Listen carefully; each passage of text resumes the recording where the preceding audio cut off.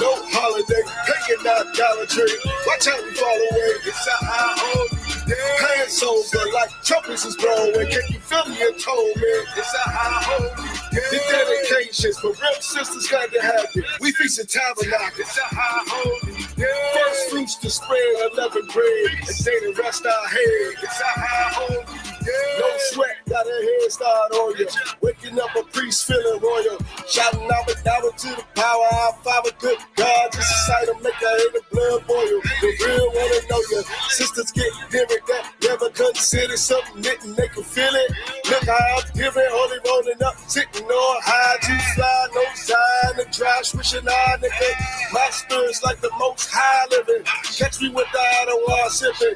You ain't no pricing out from the same tribe. We kid up on my father's side, look how we resemble. He a nigga, I'm a nigga, all my niggas Latino, Native Indian. All black party, he ain't getting it. Spirit ridiculous. God washed our city, anointed us from the beginning. Wrapped us in linen, silk bracelets, organs, earrings that bling on our women. Death ornaments and a chain that swing from my neck. Big jewels in the crowns of the head of a bunch of mighty men. Though we all one body, my brother never go without it. If I got it, he got it, we got it together. Brotherhood is a weapon. Better watch how you step, who you threaten. It's a high holy day. No holiday, hanging out Dollar Tree. Watch how we fall away. It's a high holy day. Hands over like trumpets is blowing. Can you feel me and told me? It's a high holy day. The dedications for real sisters got to have it. We feasting tabernacle. It's a high holy day. First fruits to spread 11 bread and say the rest our head. It's a high holy day. The trials survives the most high behind us. So it don't matter if we not desired. You cowards be quiet in the midst of a prince. Stand clear in your fears. Contagious like bravery on these austere men over here like Christ showing militants. Other camps he feminine. Scared to fight demons like addicts having habits. Fighters lying down instead of fighting on the savage. Shallow wild might, Hebrew individualites. But they think they all follow Christ and got to say some way. Maybe one day you'll see just how it feels, making 144 in my ears as I'm steering. To get there and had no fear, man. Chatting out the south, he called me the wheel, man. Every day my zeal been up in the stuff like my garments.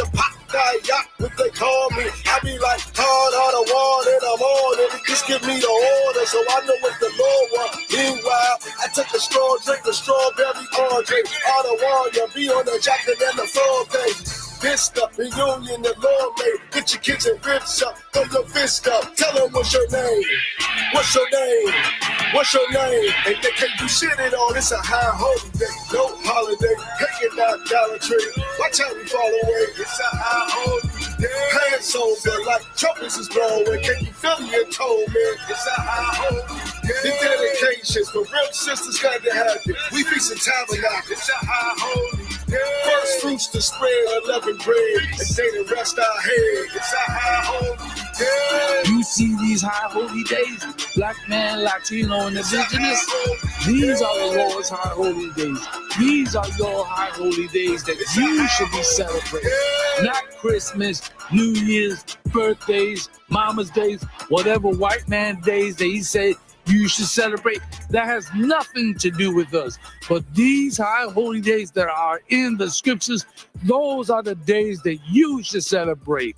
Black man, Latino, and indigenous, you are God's chosen people. You keep these high holy days.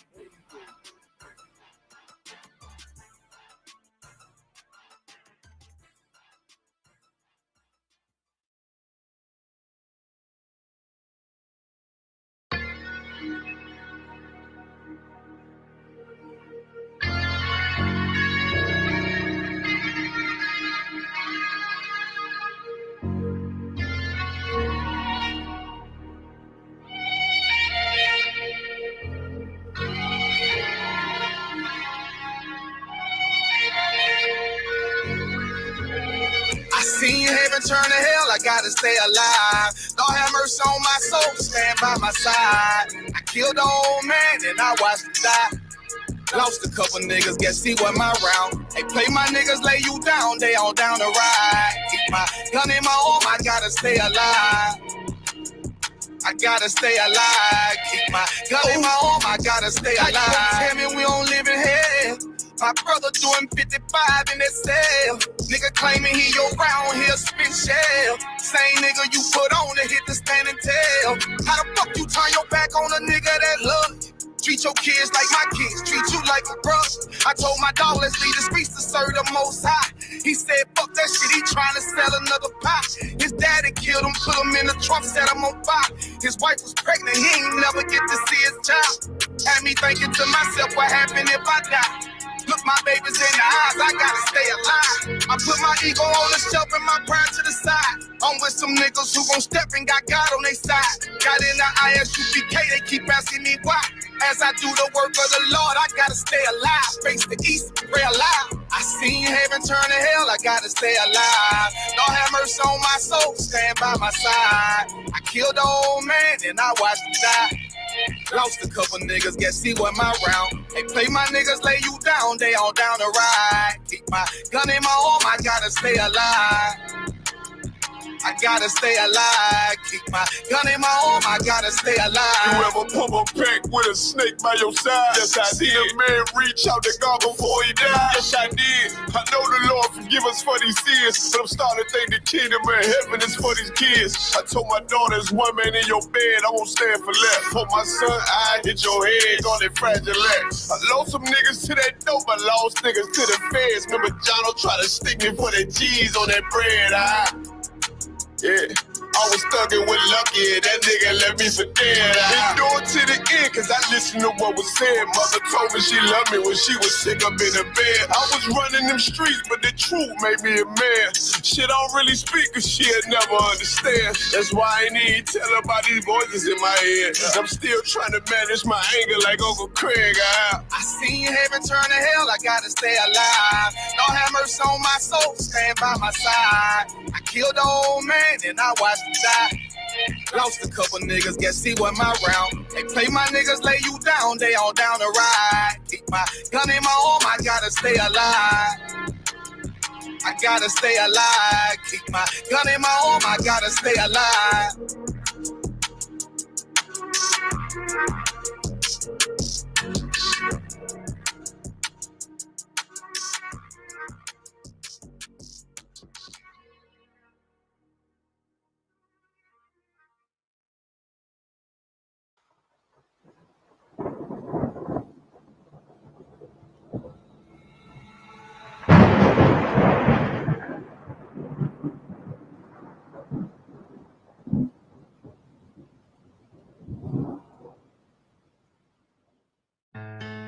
West till they bury me. I'm one west till they bury me. I'm one west till they bury me. I be one west to the death till they bury me. One west till they bury me. I'm one west till they bury me. I'm one west till they bury me. I be one west to the death till they bury me. I be one west to the death till they bury me. They ain't scaring me. Rip the soul out of Pharisee. Speaking heresy, it get you fucked up apparently. It's like they daring me. I said chill, they ain't hearing me. They ain't listening. Every bar nitroglycerin. Hit your heart, bring it back to start, make you live again. Get them dividends, so we start getting ignorant. I be on that soldier shit. I told you shit phenomenal. Nah, but he a domino. So what you sucker trying to do? Rhyming comical, guess it's funny until I'm bombing you. Bring apocalypse to them pussy niggas that's popping shit. Team of all-stars, I coach them up like I'm Popovich. Fuck the politics and the lobbyists and apologists. They vagina, so we gon' check them like gynecologists. It's kinda obvious how the situation is ominous. The way I vomit this and regurgitate for the audience. They start applauding this cause the competition is fraudulent. From the era where niggas smoke you up like a parliament. The flow been stupid, shit has gotten retarded since all the dominance of one west rising to prominence. Cause I be one west to the death till they bury me. I'm one west till they bury me. I be one west to the death till they bury me. I'm one west till they bury me. I be one west to the death till they bury me. I'm one west till they bury me. I be one west to the death till they bury me.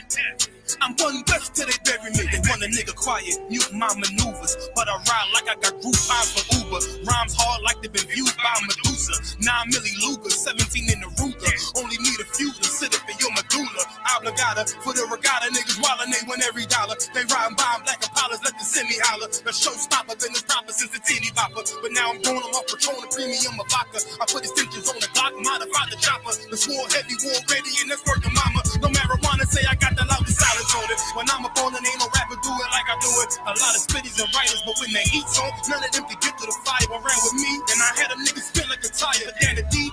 And I'm still dope as a piper. Every bar burn hard like a spoon with a lighter. Fuel igniter, I'm winning, coming through with the title because UPK. I be one west to the death till they bury me. I'm one west till they bury me. I be one west to the death till they bury me. I'm one west till they bury me. I be one west to the death till they bury me. I'm one west till they bury me. I be one west to the death till they bury me. I'm one west till they bury me.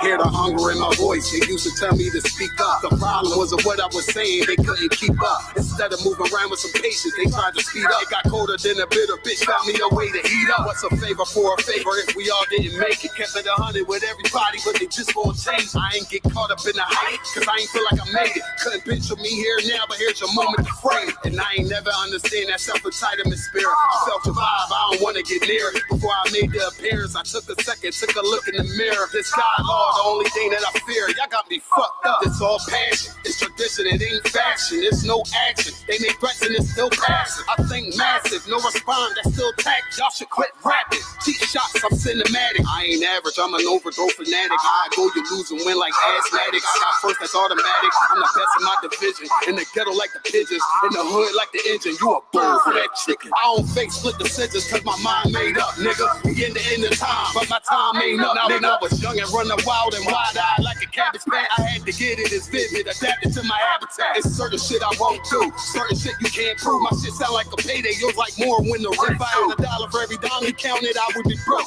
Watch it be close, got a better chance, boxing the goal. And they know I'm raw, and they know the squad, and I'm feeling lost, still in charge. I don't make them follow, I follow the law. Standing tall like they here on Mars. I just got a call from my bro, he behind the wall, he told me let it off. Niggas lying for some cat, I got a different line in me. Everybody intimidated, I got that guy in me. You can focus on them dimes, I'd rather keep my nine with me. Help me get this off the ground, just know you won't fly with me now. I try to make the news, I ain't playing by the rules. I've been trying to play it cool, but that ain't gonna be the devil. Y'all out here looking like fools. Home the truth, I ain't never had to choose. I'm trying to get beamed up, man, I try and make the news. I ain't playing by the rules. I've been trying to play it cool, but that ain't gonna pay the bill. Y'all out here looking like fools. Home of the truth, y'all ain't never had to choose. Trying to get beamed up, man, I try and make the news. I ain't playing by the rules. I've been trying to play it cool, but that ain't gonna pay the bill. Y'all out here looking like fools. Home of the truth, y'all ain't never had to choose. Trying to get beamed up.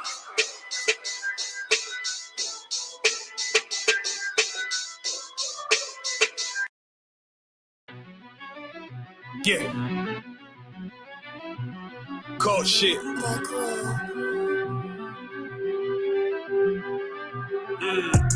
I ain't come with goons, but I'm well connected. Walk in the room is pop, pop, pop, like you got rejected. Let me see if you qualify or not. Spinning up in a tinted truck, riding around your block.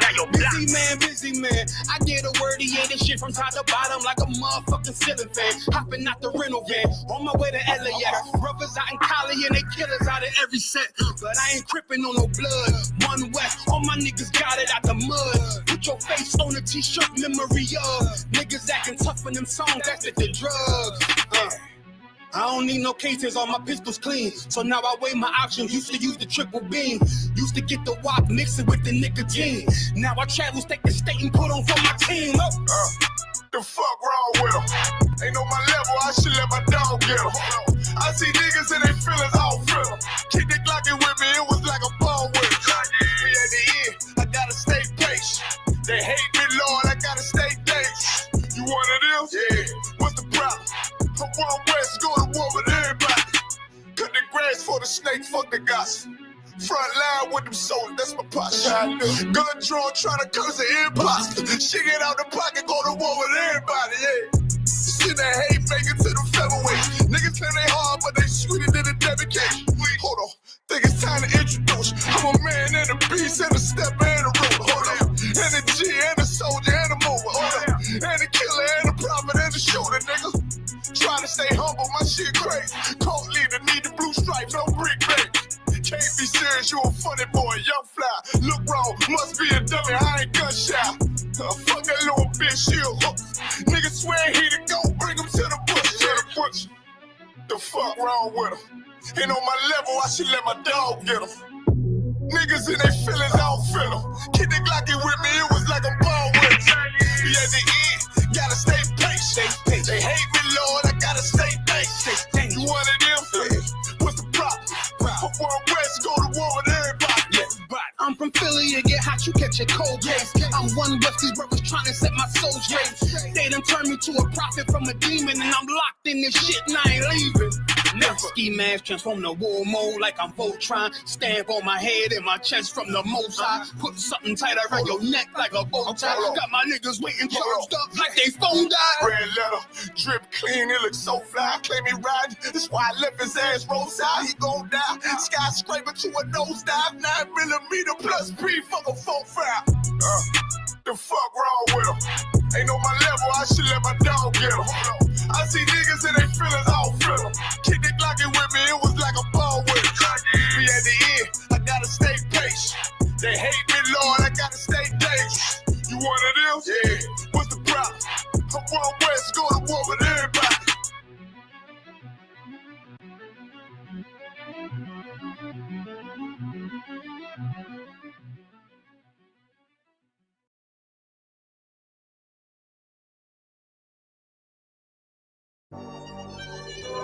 Yeah.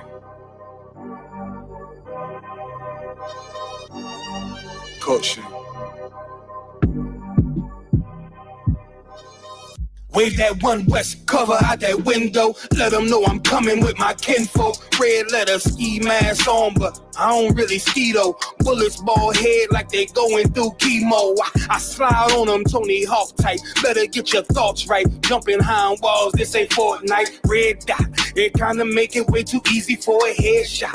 I put you under wing, it turned into a headlock. I told my niggas think it's time to put the pressure on. You bring that paper, told her throw a little extra on. We go to war and see, I murder one, you murder two, it ain't the same degree. Better up into a capital offense for them dollars, but it really don't make sense. Guns behind tents with some liquor and we riding down the freeway. Slide on them, spin the block and replay, so we slide again. You know my position, I'm on standby. Ain't no competition, it's a landslide. Or you a rider, motherfucker, ride again. You said you slide on them, nigga, slide again. Niggas claim they hot, but we been fine. If they ain't one of mine, so they ain't tied. Or you a rider, motherfucker, ride again. You said you slide on them, nigga, slide. We got this mapped out. Niggas selling wolf tickets, not living what they rap out. Said he gon' ride, too emotional, he'll crash out. And I ain't boxing, wrestle with this cannon, you gon' tap out. 100 troopers in the building, turn the shit into a blackout. We both come from the mother, why you tryin' to do me dirty? He cut himself off, we let him rock, he ain't worthy. You playing ball courts, throwing number like a jersey. While niggas folded like origami, I kept it sturdy. Told my son he got the blood of a king, he ain't got a word. They gon' cross you like a Christian, it's better to learn this early. They be watching, trying to copy, asking questions, trying to learn me. I ain't in the back and forth if the business don't concern me. Catch the wrath from my anger, I be trying to give a mercy. Ask the angels keep me covered, I'ma slide, they might have heard me. They playing with that fire, get you close, it's gonna burn me. We ain't never looking back, moving forward, it's the journey. You know my position, I'm on standby. Ain't no competition, it's a landslide. Or you a rider, motherfucker, ride again. You said you slide on them, nigga, slide again. Niggas claim they hot, but we been fine. If they ain't one of mine, so they ain't tied. Or you a rider, motherfucker, ride again. You said you slide. Look, little nigga, I'm made. All these rappers soft, claim they all cut from a hold of a glove. I'm the one with the blade. Untamed gorilla, keep your hands out the cage. I be standing on they neck, One West to the grave. You can keep your mercy, nigga, I ain't worried. bitch call me Buddy Love, I call her Miss Purdy. Nigga try to blitz, I'm going 730. I'ma shake the whole room like Big Shirty. Nigga say one war, it's whatever, buddy. Glock fully loaded, you know these letters bloody. Come for me, you a bitch, homie. Boy, I'm realer than your big homie. But 44, yeah, the one and only. And you know I keep this blick on me. Body slam you like Mick Foley. I got that black out on my arm, play that bitch like a violin. Say me, try me once, nigga, try again. You know my position, I'm on standby. Ain't no competition, it's a landslide. Oh, you a rider, motherfucker, ride again. You said you slide on them, nigga, slide again. Niggas claim they hot, but we been fired. If they ain't one of mine, so we anti. Oh, you a rider, motherfucker, ride again. You said you slide on them, nigga, slide again.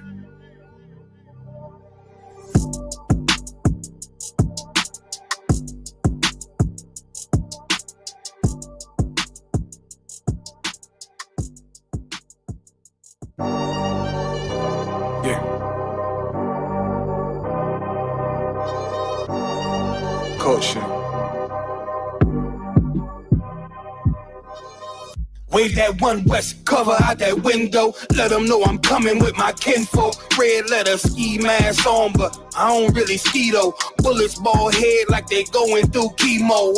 I slide on them Tony Hawk type. Better get your thoughts right. Jumping high on walls, this ain't Fortnite. Red dot, it kinda make it way too easy for a headshot. I put you under wing, it turned into a headlock. I told my niggas think it's time to put the pressure on.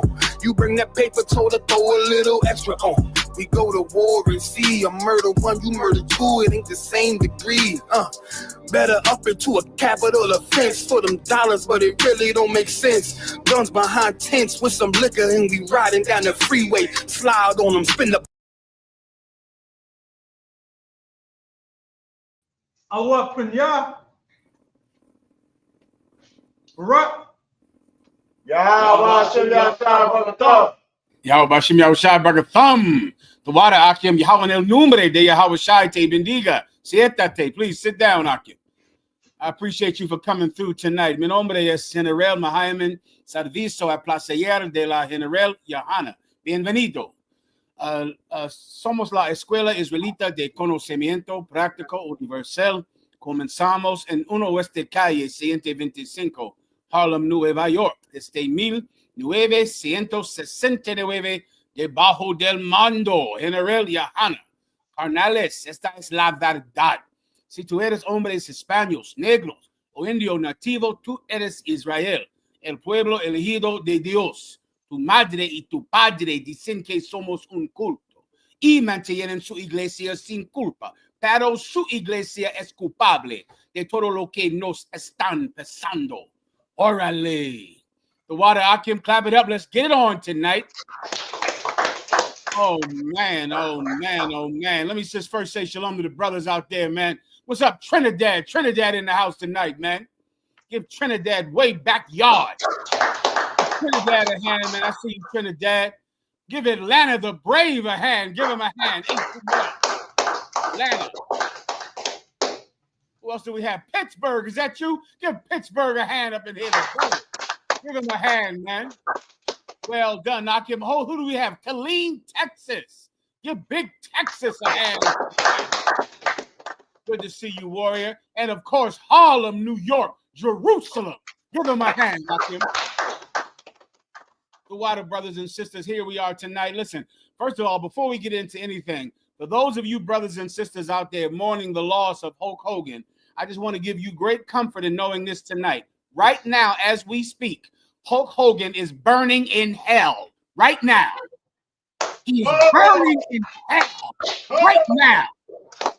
Hulk Hogan, his sins will not be forgiven, and he is cast into everlasting hell from here and all eternity. That, hopefully, that gives your heart some comfort. All right. Where are we at right now? We have a question from Killeen, sir. Please, Killeen, Texas. I'm ready to rock.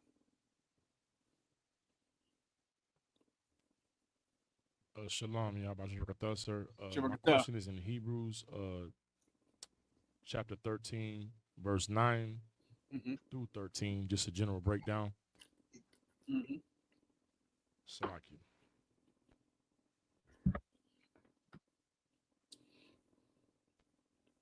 Also, you're a little low, Khalid. Salaki, is that better? Much better. What? Hey, Salaki, headquarters, my phone is acting up. If y'all could read that on my behalf, Baba Gashar. Hey, tell me what do you need in this breakdown? Is it in general or is it something else? It's a general breakdown, sir, but it's the wording. I'm not understanding what it's talking about. It's One verse second. 9 is talking I about. hear it fine. Is he all right to keep going? Yes, sir. He's good. Okay, go ahead, Khalid. Salaki, my phone was acting up. No problem. Yeah. Where's the precept at? Brother here in the room is gonna read it. No sweat. Where's the precept? You got it already, headquarters? Go ahead and read it. Hebrews 13 and 9.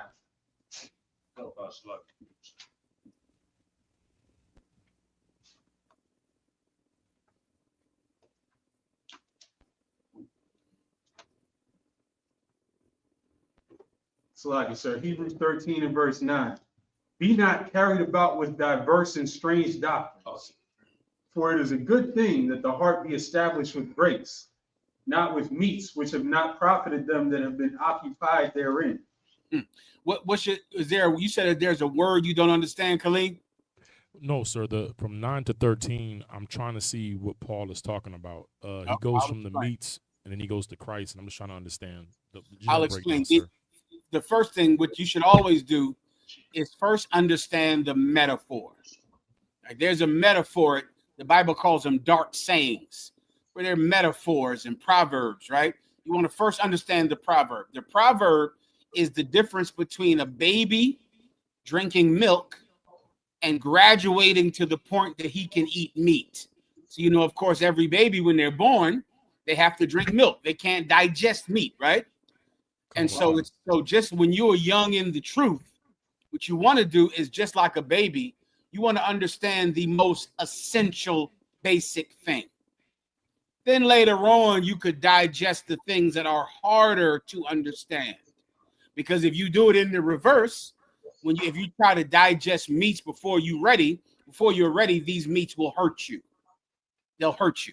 And I'll explain right now. So just remember that metaphor. It's about a baby drinking milk first, and then graduating to eating solid food. All right? Meat. All right, go ahead and read it, headquarters. Yeah. Hey, send me a little sugar in this chaser for me. The water. Go ahead, up. Yes, sir. Verse 9. Be not carried about with diverse and strange doctrines. Now, one second right there. Be not carried about the simple, sir. Be not carried about with diverse and strange doctrines. So this happens to every brother and sister when you come into the truth. When you first come into the truth, it's usually during a time of exploration, meaning you begin to look into every Israelite group. You begin to look into Egyptology. You begin to look into various conspiracy theories. You begin to look into all kinds of things. Un momento. You begin to look into things. Why? Because your mind is open. You're exploring. You know there's something else out there. You don't know what it is, right? So you're exploring. What the Bible is saying is that when you come into the truth, don't try to explore every stupid doctrine that you hear about on the internet. Stop tasting every Israelite group. You got to taste each one before you come into the truth. This ain't a buffet. That's what you think it is. You think you go, well, let me see what the purple pigs have to offer. I like a little bit of what they got. Let me see what this group has. Let me see what this Shabbat Shalom. A lot of you went out there and tasted that Sakari, and it was bitter in your mouth. I pray you understand. It was bitter in your mouth. Salty. Ooh. That's what happened to you when you tasted Sakari. And now then you go taste the Egyptologist. And you go read the Bible for yourself. And you say, well, I can't learn from a man. So I'll teach myself and base my education on all of the nonsense that my mother and father put into me. You don't want to do that, Doc. First, you want to learn grace. That's what you need. Now, what is grace? Who wants to give me a shot? Tell me what grace is. That's the milk. That's the thing that every baby should digest. Grace. Who wants to tell me what it is? If I could, sir. Mm-hmm. Is grace the opportunity to change your life? Saying the battery is low. Go ahead, Doc. So like you, sir, is grace the opportunity to change your life? There you go, warrior. Give him a hand. That's what grace is. Jesus Christ.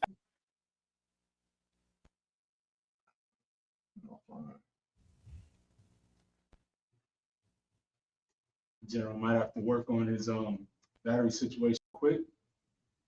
He does that. We're just gonna run that music back. 13, 9, 10. Yeah. Culture. Wave that One West cover out that window. Let them know I'm coming with my kinfolk. Red letter ski mask on, but I don't really ski though. Bullets ball head like they going through chemo. I slide on them Tony Hawk type. Better get your thoughts right. Jumping high on walls, this ain't Fortnite. Red dot, it kinda make it way too easy for a headshot. I put you under wing, it turned into a headlock. I told my niggas think it's time to put the pressure on. You bring that paper, told her throw a little extra on. We go to war and see a murder one, you murder two, it ain't the same degree. Better up into a capital offense for them dollars, but it really don't make sense. Guns behind tents with some liquor, we riding down the freeway, slide on them. Hold on 1 second, y'all. Come on, sir.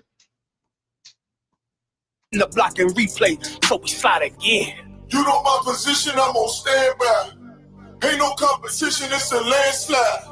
Or you a rider, motherfucker, ride again. You said you slide on them, nigga, slide again. Niggas claim they hot, but we been fine. If they ain't one of mine, so they ain't tied.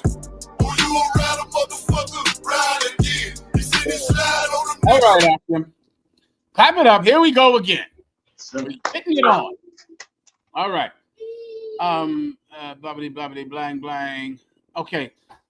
What is grace? Grace is repentance, Ak. Repentance. That's what grace is. The Most High gave us all grace because of the death of Jesus Christ, a black man from the tribe of Judah. Because of that, we all can change. We all can repent. Focus on that. Instead of sampling every Israelite group and Egyptology, why don't you stop smoking weed? How about that? Let's start with grace. Stop smoking weed. Well, while you explore the internet for every religion from all over the goddamn globe, why don't you get off of those cigarettes?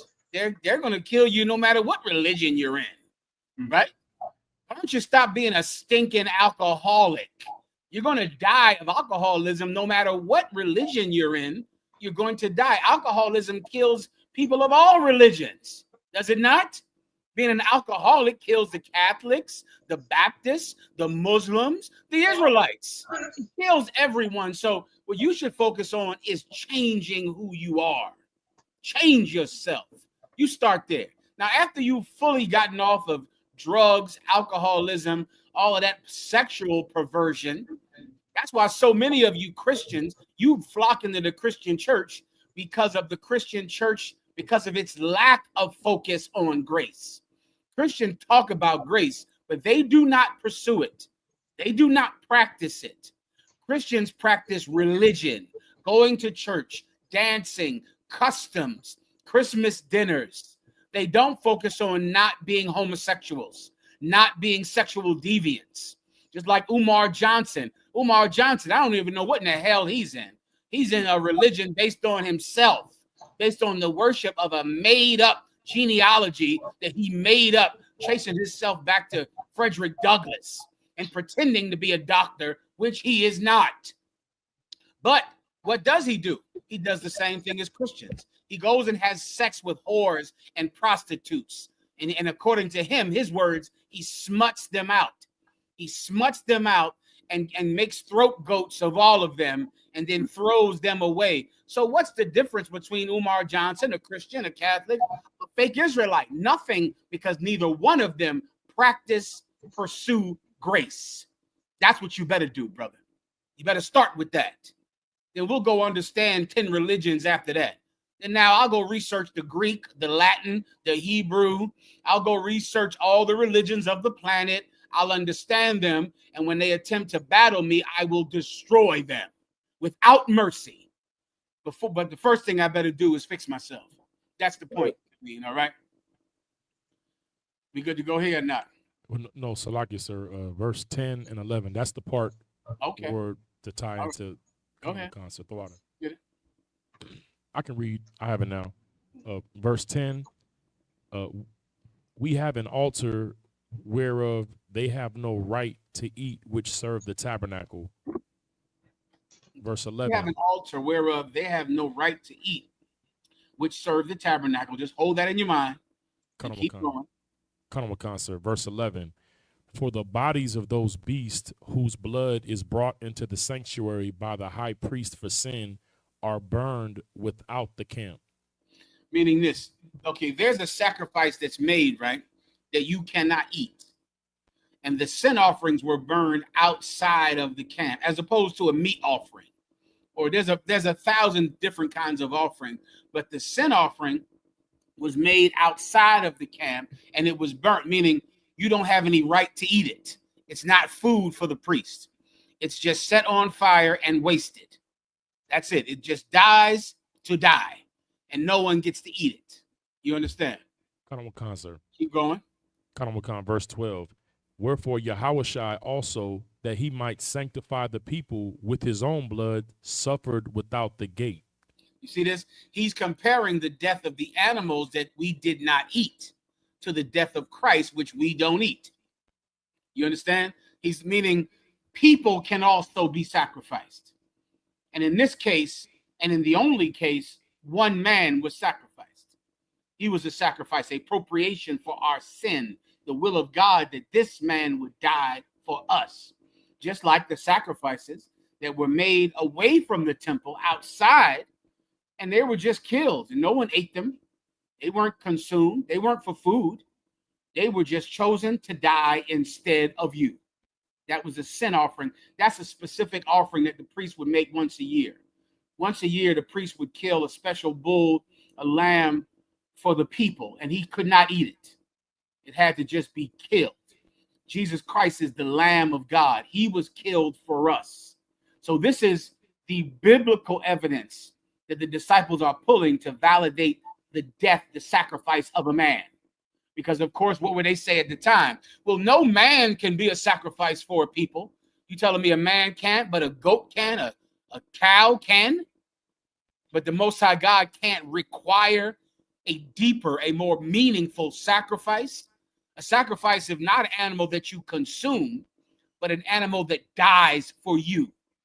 Well, the Lord can do that with a cow, then surely he can do that with a man, because a man can also live as an example before he dies. You see, if I kill a sheep, he'll just die. I won't eat him. That's the sin offering the high priest would make once a year. That's also in Romans, the 9th chapter. The high priest would make it once a year. He wouldn't eat it. The animal would just die. And that was, the Most High took it. It was fine. It didn't work. It wasn't successful. He needed something more to make us stop our sin. So what did he do? Instead of killing a lamb or a bull, he killed a person, because a person can not only die for people, like heroes and people in the white man's military that died for 9/11, and people over there in World War II that died to save America from Adolf Hitler. People a fireman that runs up into a building to save the life of someone else, thereby sacrificing his own life. People die for each other all the time. That happens every day. In the UPK, we're here set to give our lives for our people. Heroes give their lives for their people. So Jesus Christ was not the first man to die for someone. There are mothers and fathers that die for their children. That happens all the time. That brother Malcolm Jamal Warner, he's in a rip current in the water with him and his 8-year-old daughter. And he fought to make sure that someone could rescue his daughter, and he himself died. So there are parents that give their lives for children, police officers, cops, firemen, people in the white man's military and the Israelite school of UPK, most of all, that sacrifices their lives for other people. Abba Bibbins gave his life for Newark, New Jersey. He did it. So people die for people. That's not unusual. But what is unusual is that a man would also live a life as an example so that after he's gone, you, because of his sacrifice, will never die because you'll live just like him. You'll live as he lived. That's the point. That's the point. This is the precept that he's pulling on the Pharisee, the Sadducee, the so-called experts in the law to prove that a man can die for people. You get my point. Is that Yes, it? sir. Or This last verse, sir. go ahead. So, verse 13, let us go forth therefore unto him without the camp, bearing his reproach. Here, that's what I just broke down for you, brother. Let us therefore go forth without the camp, outside of the camp, meaning what? In everyday life. We're going to leave outside the temple, right? Everyone knows how to act in church. Well, most people. Eddie Long had sex with a man in the church. Go research that. In the church, Eddie Long had sex with a man. So most people know how to behave in church. You fake Israelites, you know how to behave in your purple, your purple church or whatever. I'm sure the Sakari wasn't letting women put dildos in his butt in the Sakari temple. Sure he wasn't doing that, but oh Lord, when he got home. Sweet Lord, when he got home, it was Caligula. It was ancient Greece in there. Okay? We are going to live like this outside of the camp. Away from people's eyes. We're going to live like this in our private life, which is the great mystery that Commanding General Yohana has solved because he understands Jesus Christ that the Christians and the fake Israelites have never solved. We know how to live away from the speaking, away from the Sabbath service, away from class. You don't know how to behave outside of your Shabbat Shalom or outside of your Sabbath service or outside of church. You don't know what to do. I'm sure Umar Johnson would not let women suck his penis, his throat goats, sluts. I'm sure he doesn't do that in the school dedicated to the Honorable Dr. Frederick Douglass, the third Abernathy Baptist Episcopal.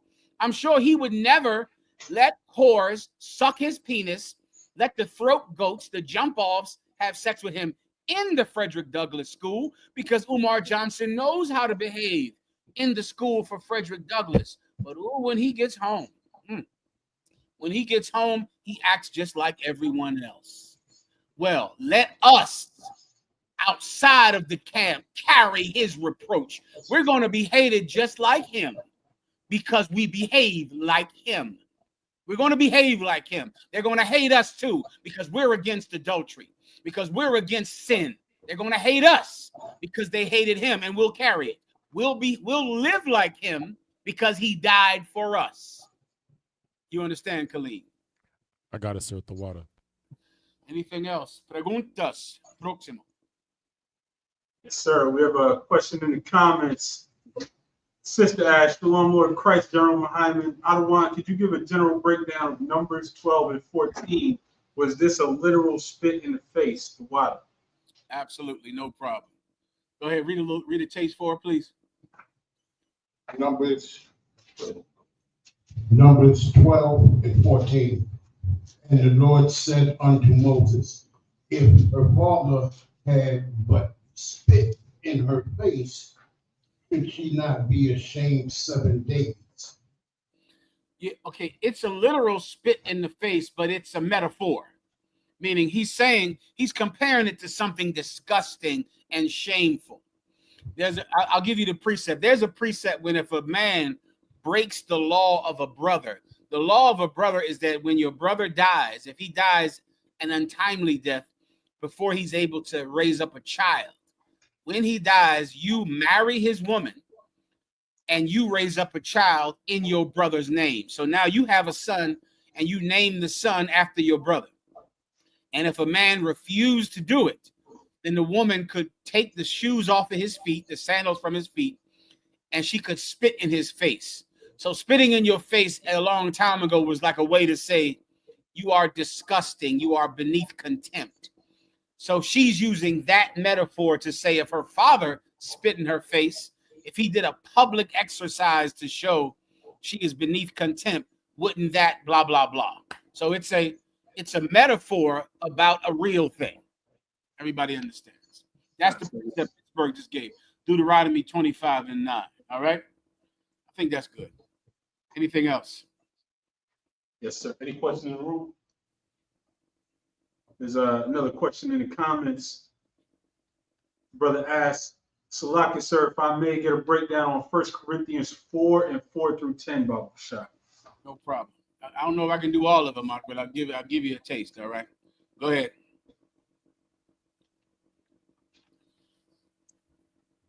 Con 1 Corinthians 4 and verse 4. For I know nothing by myself, yet am I not hereby justified, but he that judgeth me is the Lord. Therefore, he said he wants a general breakdown of this. Come. Okay, read it one more time, please. For I know nothing by myself, yet am I not hereby justified. Yet am I not hereby. What he's saying is the things that he knows, he didn't just come up with. He didn't just come up with these things. These things come from the Bible. These things come from the Lord. That's the point. Keep going. But he that judgeth me is the Lord. That's the point I just made. Go ahead. Therefore, judge nothing before the time.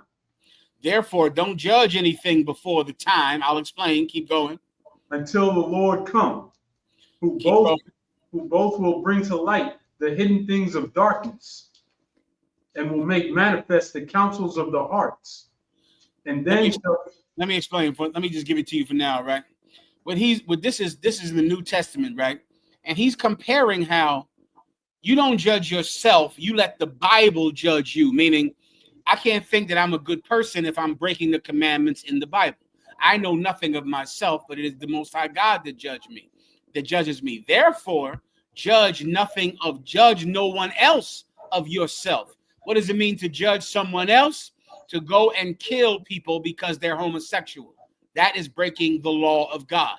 To go and kill people because they're drug dealers.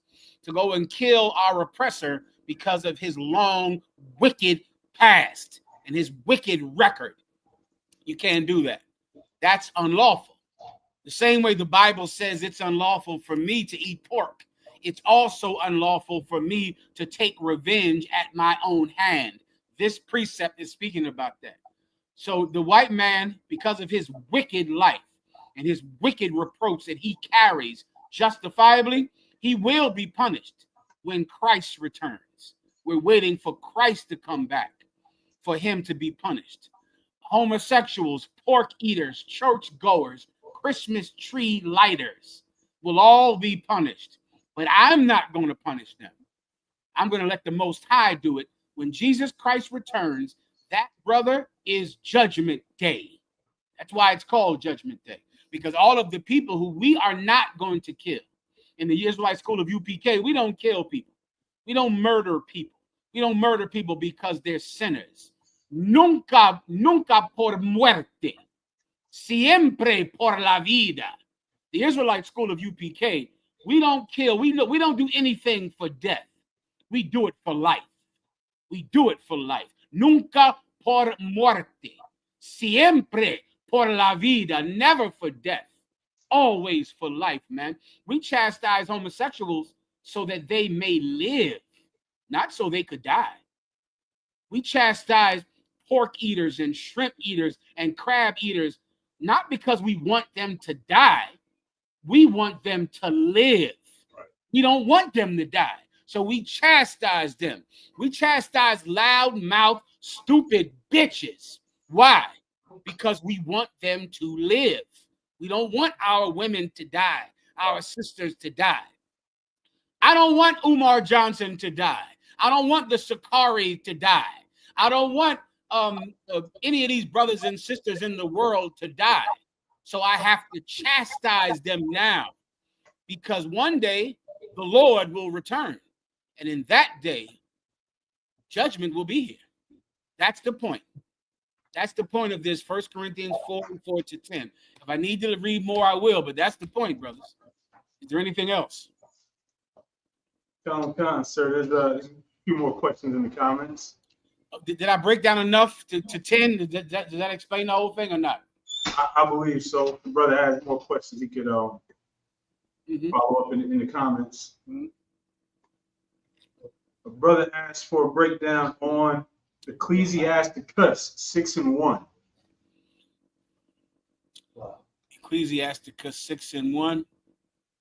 You got it. Second UPK. I see you, Warren. Second UPK. Go ahead and read it. Yes, sir. Ecclesiasticus chapter 6 and verse 1. Instead of a friend, become not an enemy. Yeah, this is an important precept, Doc, to understand people management, how to deal with people, right? Instead of a friend, don't become an enemy. So meaning this, many of you, especially you younger brothers out there, you in high school, you know, you women, when you work on jobs, women are just like, you know, teenagers when they work on a job, because they go to a job needing friends. So they're willing to do anything to be friends, to have friends. So what do you do at 15 because you want to have a friend? At 15, you start smoking weed because you want friendship. You start smoking cigarettes. Why? Because you want these cool kids to be your friend. You start having sex because you can't be a punk. You got to come on and have sex. You might join a gang or join some crew of worthless Christians in church. You join some church choir because you need friends. You have sex with this person. You smoke this. You take these pills. Really? Because you want to be liked by someone else. The Bible is saying don't do that. He's saying instead of a friend, just don't be an enemy. That's it. Don't try to make friends, but you do have to try not to be someone's enemy. What will make you someone's enemy? If you sleep with his woman, you're going to have a new enemy. Don't sleep with his woman. Why? Because I don't want him to be my enemy. So I'm not going to sleep with his wife. I'm not going to steal from him. Because if I steal from him, then he and I will be enemies. So I'm not trying to make friends. I'm just trying to not be their enemy. For you dumb bitches on jobs, you out there talking to other men, having a work husband. Why? So you can, have something to talk about with your friends on your job. Because your friends on your job, they love to gossip, they love to talk. So now you got to go out and drink with them so that you can be friends with these women on your job. Stop needing friends all the time. You're a fellowship junkie. A lot of you join these fake Israelite groups because you're fellowship junkies. You need friends so goddamn bad, you'll do anything to be someone's friend. Don't do that. Instead, don't steal from them. Now, they may not be your friend, but they won't be your enemy if you don't steal from them. Don't snitch on everybody on your job so you can get a promotion. Don't do that. Don't gossip about people on your job, you idiot. You're gossiping about women on your job. Now the women hate you on your job because you gossip. Why are you gossiping? To fit in with the other dumb bitches. That's why you're gossiping. You got to go into the bathroom. You can't eat a pizza on your lunch break without gossiping about other women who were not there that day to enjoy a slice of pizza. So because she's not there, you got to talk bad about her. She's going to find out about it. And when she finds out that you were talking about her with the other women on the job, you were talking about her to have friends, but you now made a new enemy. Instead of trying to be people's friends, make sure you're no one's enemy. Don't violate people, and then you won't have enemies. That's a better way to live your life. All right. Is there anything else? A lot, sir. Brother UPK Priest Humble War has a question in the comments about the general. War, you got it. Go ahead. If you see fit, sir, can I get a general breakdown of Luke 9 and 13 through 14? Was this literal? All right, go ahead.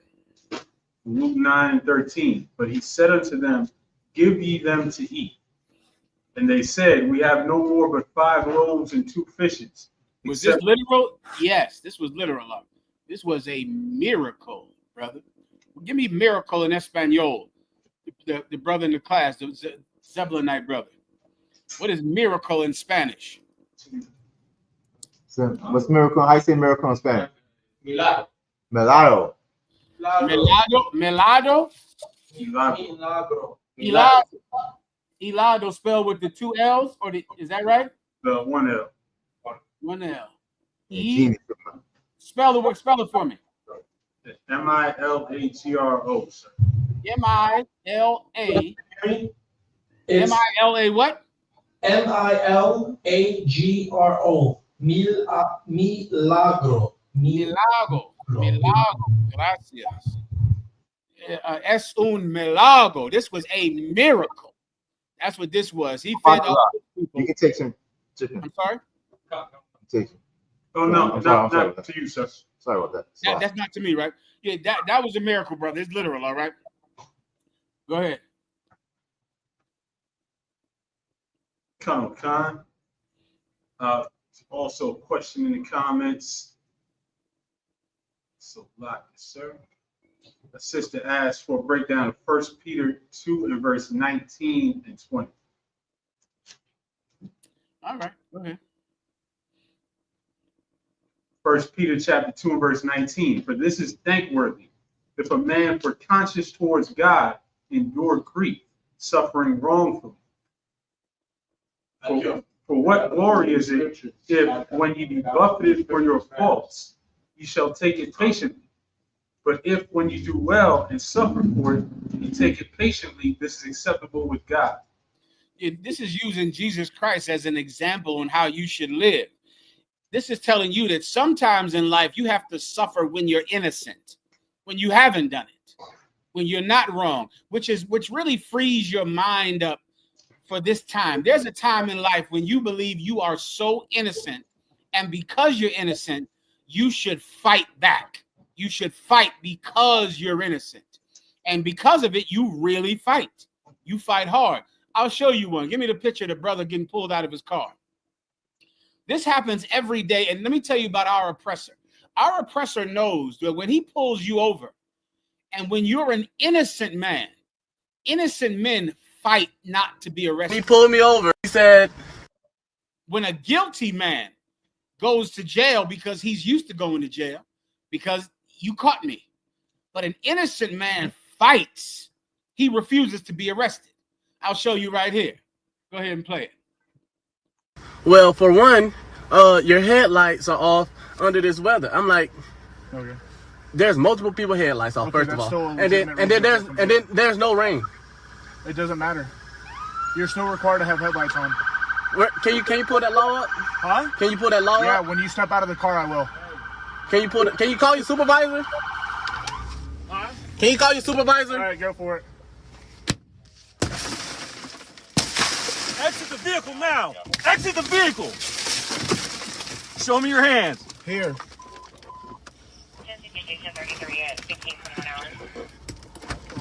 I'm here. What is your reason, sir? Step out. What is your reason? Step out now. All right. Get on the ground. No, don't. Get on the ground. Stop fighting. Put your hands behind your back. Put your hands behind your back. Hands behind your back.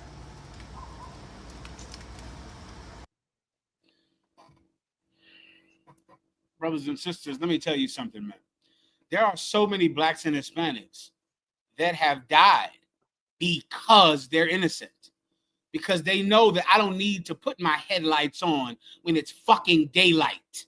Do you see the daylight in this video? This brother got pulled over because he didn't have his headlights on in the daylight. And because he knows that he did nothing wrong, he fights more. So many, I mean, you go to any video where you see a black or Hispanic going crazy when a cop tells them to pull over or to get out the car. The reason that they're going crazy is because they're innocent. It's because they did nothing wrong. And when you're innocent, it feels like such an injustice for a police officer to pull you over, to snatch you out the car, because you know he would never do that to a white man.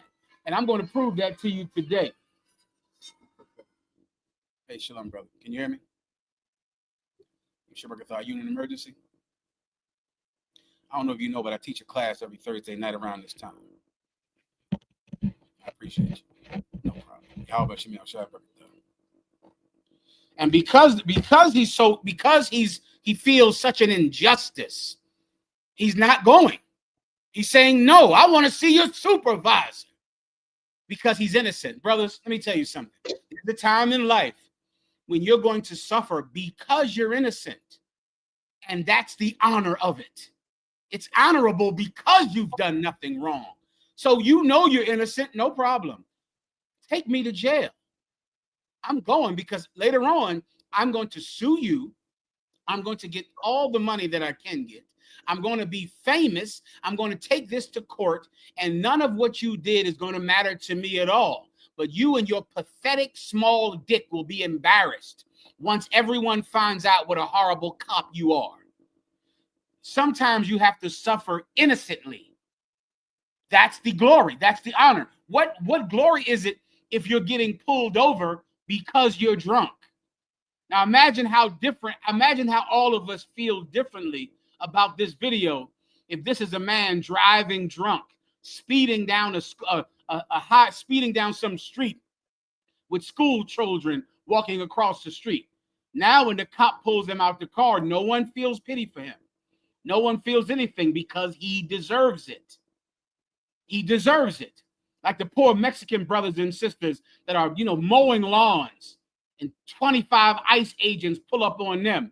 And they go to fight the ICE agent because they know that they're not cartel members. They're not drug dealers. They're gardeners who have been here for 30 years. They know that this is wrong. So they fight the ICE agents. And the ICE agents beat them to death. And then in the end, when they go to court, every other charge is thrown out, except for what charge? Resisting arrest. Resisting arrest will be the only charge that sticks. This brother right here, every charge was thrown away except for resisting arrest. Everyone was thrown away. This is the perfect example. Sometimes a cop pulling you over, you did nothing wrong. Get out the car, no problem. No sweat. We'll handle this in court, brother. You think Commanding General Yohana can't afford lawyers? I guarantee you that he can. He paid for mine. He paid for Captain Tower Wars. He paid for a lot of other brothers in here, paid for their lawyers. Commander General Yohana can pay for lawyers. Right. You understand that? He'll do it. And before you know it, this cop will be getting suspended, losing his job, or his wife will be so sad because she'll have to live with that small dick for another year because he'll come home to her bed. And that will be a tragedy in itself. Everyone understands. Oh, good. All right, next. Sorry, get the mic. Sorry, sir. Go ahead, Ashley. Sorry, and I also want to say it's not just being in the truth and obeying the Lord, right? And not doing things like this. It is more than just a lawyer fee. It has everything to do with making sure your children have shoes on their feet, making sure you prepare to come a can, making sure the electricity is going on for the next month. So it's not just the lawyer fee for everyone that's watching. Commander Yohana does tremendously more than that. No, tremendously more than that. Be indeed true. Tremendously more than that. Anything else? Sir. Atlanta has a question. Go ahead. Atlanta, how's the hop? Get it on down there in Atlanta. What's going on?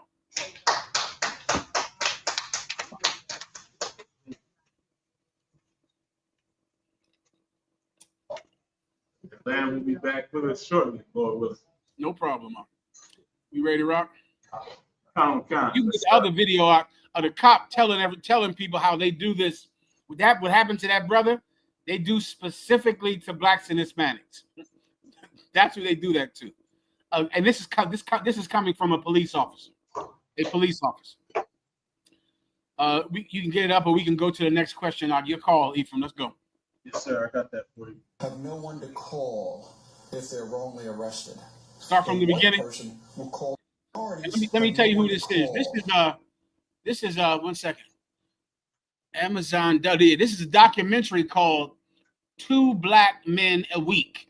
because the police were told that they have to at least arrest 2 black men a week, because that is the real job of a police officer.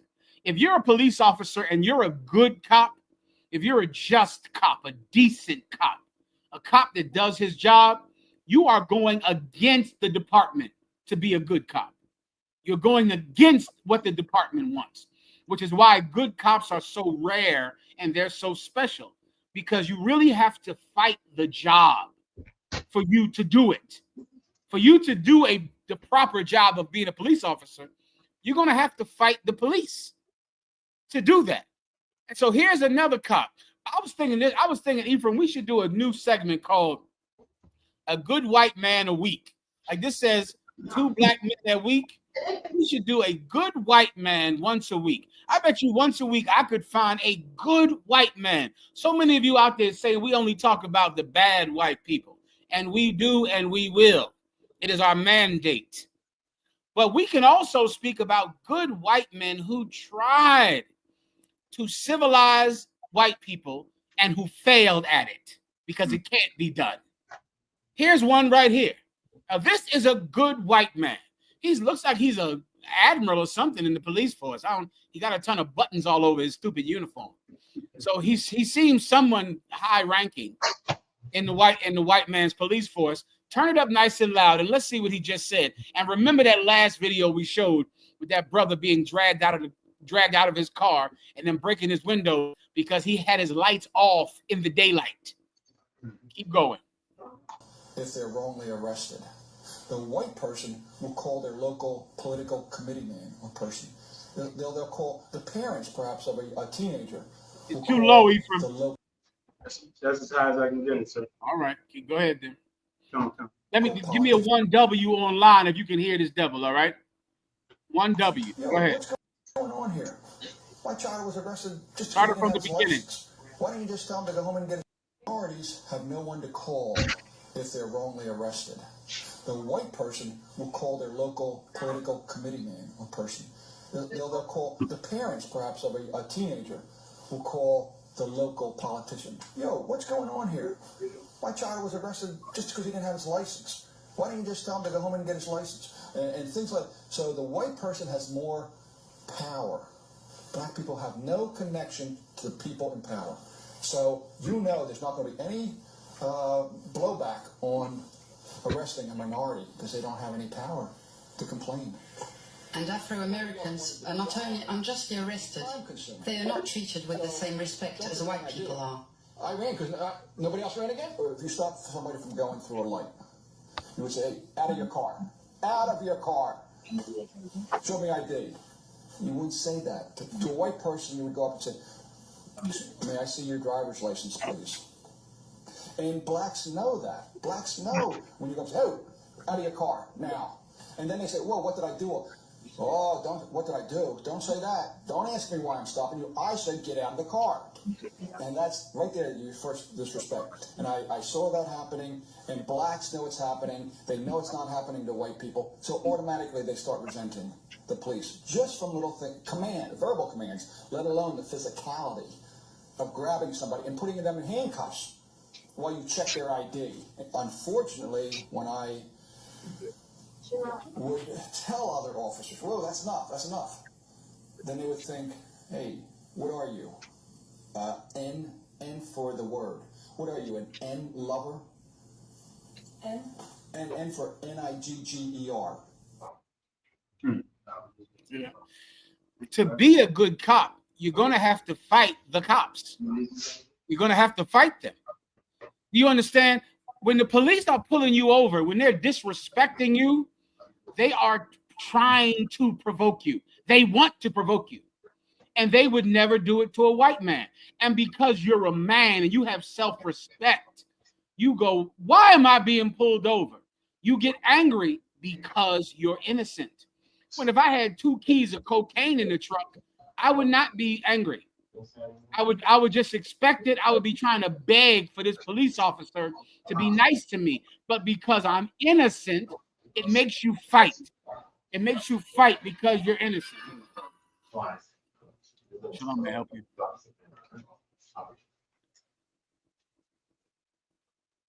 Sister, I don't know if you know, but I teach a class every Thursday around this time of December. You remember that? I appreciate you. I know this is an emergency, but I'll be handled. It's not okay. All right. Yahweh mouth about Yahweh. Because it's such an injustice, it makes you fight. It causes you to fight. Well, that's what they want. You're right. You have no reason to be pulled over. Even the good cops know that they should have never pulled you over. They know that. The problem is the good cops can't change the bad cops.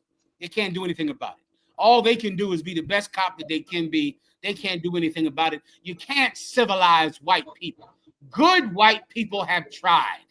They've tried. This cop is a good white man. He tried. He failed. So why does Sister tell the lie? All right. Go ahead. You know, you wouldn't have so many problems maybe if you watch class a little bit. If you would watch class a little bit instead of sitting and dwelling on your problems, you might solve some of these problems. I know it helped me. And I had more problems than you. You think you got some problems? You out of your fucking mind. I had problems. No problems at all. You have inconveniences and hurt feelings. Some of us that come in this school, we come in here with real problems, brothers. Let's keep going. Yes, sir. Then we had this video. A state trooper. Former state trooper. Yeah, here's another one. Go ahead. It was acceptable, but the rule was you had to act white. That was the. If you were black and you were a state trooper, it was acceptable, but the rule was you had to act white. That was the standard. Act white. Let me explain this one. This is a state trooper in Mississippi, I believe. I believe this is Mississippi, and he was the state trooper, and he was saying, listen, they would hire black state troopers, but the rule was you had to act white. Now this explains what you've seen your whole life when you see some black cop. And he all tight and, you know, like Carlton. And he acts so white. And you wonder, why in the hell does he act like that? Well, he acts like that because that's the only way he could get that job as a state trooper. He had to act like that. Now, if you don't believe me, this devil is a state trooper. He's a state trooper. And he'll explain the whole thing to you. Go ahead. Sluggy, sir, if I could. Please. I just looked up that documentary, and that title, 2 Black Men a Week, is based on the statistic that, on average, 2 black people will be shot by the police every week. Damn. Gracias. Gracias, hermano. Primo. I mean, that's just insane. On average. Now you know. Now you know that feeling you feel. Like, why is he pulling me over? Why is he talking to me like that? God damn. Why is this cop talk? He doesn't have to talk to me like this. He can talk to me with some goddamn respect. He doesn't have to talk to me like this. He's being told to talk to you like this, and he's talking to you like that because you're black. It's not in your mind. It's real. That's what a good white cop said. He's doing that because you're black. Because you're black. Now, here's what you have to know. Don't fight him there because of his injustice. Agree with him. When you're in the street with a cop, agree with him. No problem. I'll see you in court. I don't talk. I don't answer any questions. I'll exercise my Fifth Amendment right not to speak. But I'm ready to go to jail if I'm under arrest. Am I under arrest? Let's go. Let's do it. You can't be afraid to go to jail. Like, that's going to get you killed because you're scared to go to jail. Don't be afraid to go to jail. What are you, a faggot? Get into that jail and go. Go to jail. Go do it. You'll be in there for a second. And then before you know it, the doors open up, brother, to let a free man go. That's what's going to happen. Don't get killed in the street with some devil because of the feeling of injustice. Suffer wrongfully. Suffer wrongfully. Before you know it, that cop will suffer rightfully. I pray you understand. Let me see the mic. Anything else? No, sir. Go ahead, bro. Counselor, what you said is absolute and very important and strategic, because you have people who are not in the truth that are willing to go to jail to stop starvation in Gaza. and they're willing to get into fist fights with Israelis here. And I've seen it all the time since you gave me permission to go out. I've seen people get arrested, get into fist fights. They're out there the next day, all because they want people to stop starving in Gaza, all because they want Israel to keep pushing to make Israel bigger and better. You should be able to go to jail, put some cuffs on your wrist for a few hours for the Lord. That's the least you can do. I mean, what Asher is saying is the damn truth, though. You know, you're so mad because it's wrong. I know it's wrong. It is wrong. Suffer it. Agree with that devil in the way with him. While you're out there, you agree with him, no problem, man. You'll be out. You'll be out. Put the handcuffs on, get them on, go to the damn jail lock, and get ready to get out the jail. That's all. All right, next. You want me to finish the video, sir? Oh, please, go ahead. If you were black and you were a state trooper, it was acceptable, but the rule was you had to act white. That was the standard, act white. So we had, I'll name him, Trooper Gary Smith, one of the best troopers you'll ever meet, squared away guy, love to have him back me up. Theo Chantlin, same thing. But they fit the act white profile according to the white troop and the white chain of command. And then you switch to Trooper Chris Hill. And sorry, Chris, if you're listening, I'm throwing you under the bus, but Chris Hill came out of the academy, but he didn't dress, he was raised in New Orleans, and he dressed in a way that was consistent with his style. Baggy black shirt, gold chain, and basically regular size fitting pants. You know, and I know, I tell you, people here hate when your pants are around your ass and you're showing your underwear. He didn't do that. He wasn't that, you know, but he didn't dress in skin tight Wranglers like the lieutenant who was criticizing him for it. And because they saw him off duty dressed like that at a state police area, and I looked at the guy, and like I said, he's a sharp looking guy, squared away, great trooper, joined the SWAT team. I trained him to be a SWAT operator and trusted this man to go into a house with me, and I got to go left. And if there's a guy shooting at me from the right, I want to shoot him, but I can't. I got to clear this corner. But I know Chris Hill's behind me, and he's going to button hook, and he's going to... So once again, this black cop was a good cop, but he didn't wear skin-tight Wranglers like some white, some filthy pig, so they hated him for it, even though he was an excellent cop. Right? You're not imagining police brutality. You're not imagining oppression. It's absolutely true. That's what white cops are telling you, that it's true. It's absolutely true. The problem is, don't let them play you because of your lack of discipline, because you think that you're only supposed to suffer when you're wrong. Sometimes you suffer when you're right. Be ready to do it, and then we'll make them suffer. That's right. We'll make them suffer.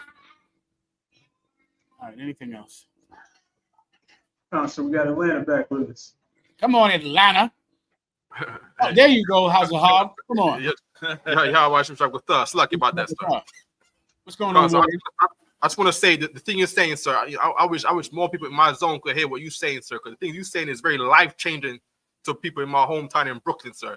Yeah, man. You know what I mean? They make all the mistakes of all, of everything that you would tell them to not to, sir. Right? Once again, I'm sorry. Go ahead, House of Hog. Say what you wanted to say. Slucky, please go ahead, sir. No, that was it. Go ahead. Cover sir. Now, I had a question earlier before you went into the topic, sir. Slucky, about that, sir. Go ahead, no problem. I want to know if this precept here in Second Chronicles was a precept to the Lord living behind the blackness of space, because we was taught one time that the Lord lived in blackness behind the blackness of space. But I'm trying to get things to prove that. I would not word it as behind. I would word it as above. Above, because heaven is his throne, which means he sits up on heaven. He sits on top of space. So just think above, not behind. That's all you need. Cover sir. Go ahead. This is Second Chronicles 6:1. Then said Solomon, the Lord hath said that he would dwell in the thick darkness. I want to know if that was a precept. Will dwell in the thick darkness. All right, I'll take it. Yeah, I would take that with heaven is my throne, earth is my footstool. I'll take it with that. That's no problem. I'll take it. If you want to use it for that, you can.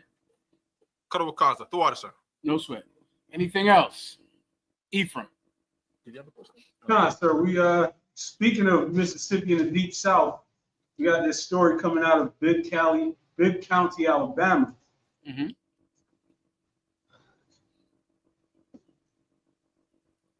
Right now, the ABC 3340 sky view over the underground bunker where the Bibb County Sheriff's Office says child abuse was taking place there for months. And this is, so like I said, that was just a quick clip, but this story is insane. Ephraim, break this down for everyone. Can you get on camera? Do you know about the story? So I'm just skimming the article right now because there seem to be updates. It seems to be getting worse every day. What they're uncovering about this. All right, well, tell us what they know right now.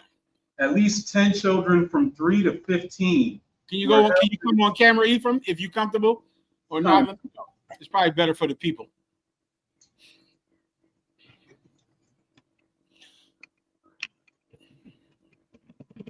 Go ahead, Ephraim. What they know so far is that at least 10 children from 3 to 15 were held in this house, sold by these various adults from one to another, and they're just still uncovering all the details. They're saying it's the worst child abuse that they've ever seen, and the white man is a deviant. Yeesh. Well, listen, I know they elected a deviant to be their president, right? Yeah, right. Sure. I know they elected a pedophile to be president of the United States. This week, the Wall Street Journal confirmed that Donald Trump is on the Epstein list. The Wall Street Journal confirmed it 2 days ago. They confirmed it. They said that the Attorney General of whoever Pam Bondi is, she went to Trump 2 months ago after she said we're going to release the Epstein list. We're going to release all the evidence. Oh shit! She read the list. She went into the Oval Office and told Donald Trump 2 months ago, sir, you are all on this list. You're everywhere on this list. This list is wallpapered with your big stupid name. Play that video real fast. Go ahead. Previously, we do have some new reporting into CNN, and this is, it's a story from the Wall Street Journal. The Wall Street Journal is reporting that in May, Attorney General Pam Bondi and her deputy informed the president at a meeting in the White House that his name was in the Epstein files. This is reporting now in the Wall Street Journal. We should know that CNN has not independently confirmed that. The Wall Street Journal, they're not playing with their reporting over there. They're not some blogger, the Wall Street Journal. They've confirmed this, at least with 3 credible sources. That's the rule in journalism. 3 credible sources that his name is on that list of. Now, why in the hell would you have elected this man to be your president when you knew before he became president that he was best friends with Epstein? You didn't care whether or not he was a pedophile. All you cared about was the fact that he hated Mexicans. That superseded every other detriment to personality, to children, to his office that he had. Donald Trump is a goddamn pedophile. It was obvious he was. You don't care. Now I see something about you that I see in Christians. You see, Ephraim, I've been studying Black and Hispanic Christians for about 25 years. And you know what I see in them? Sure. They like a preacher who is just as much of a sinner as they are. That's what you like. That's why you love Kirk Franklin with his tight booty shorts. And you like T.D. Jakes because he's a closeted LGBT man. And he went to Puff Daddy parties. You've always liked Eddie Long and Jamal Bryant because they're sexual deviants, because you are a sexual deviant. The average Christian. I know why you Sakari members join Sakari, because you also like ding-a-ling, just like Sakari loves ding-a-ling. You're just like him. Now I see why you white people love Donald Trump, even though the videos with him and Epstein were out 8 years ago. They were out. You didn't care that he was a pedophile because you're a pedophile. You're one. This story is in a place in Alabama, brother, where there was some bunker. This story doesn't even sound true. It's so monstrous. It's like a horror movie. This story is something I've only seen in movies. There was a bunker, a cement bunker underground. And when the police raided it, there was 10 to 15 children tied up underground in a bunker, cement bunker underground. And they were being sold back and forth to each other. This is a horror movie. This doesn't even sound true. It's a nightmare. Children in the hole, handcuffed, tied up all day like goddamn dogs, just being sold for sex back and forth in Alabama. And I would love to know if any of them were Black or Hispanic. I'd love to know that next. That will come out. They could have all been white people, because white people will do the same thing to white children. They don't give a damn at all. You can't change them. You can't change white people. Good white people have tried. You didn't. Donald Trump said it. I remember during his first election. He said, listen, man, they love me so much that if I shot someone on Fifth Avenue, they would still love me. I remember Donald Trump saying it. I remember looking at the screen going, damn.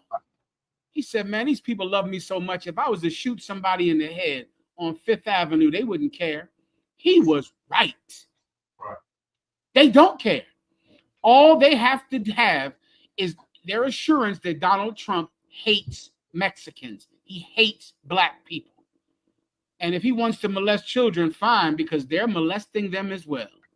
They're doing the same thing. You Christians, you Black Christians are the same as white Christians. You love a wicked leader because the people are wicked. The congregation is wicked. You don't mind the child molesting president because the citizens are child molesting. I don't know what else I can do for you. Slacky, sir, one of the suspects arrested is Hispanic. And apparently there were animals involved as well that were being sold. This story is... You nasty, you white people. A brother in the room has a precept. Go ahead, You have the mic? Go. Slacky, sir, if I may. This is Ecclesiastes chapter 13, verse 15, which reads, every beast loving his kind, like every beast loving his like, right? And every man loving his neighbor, which is pertaining to what you was talking about earlier, sir.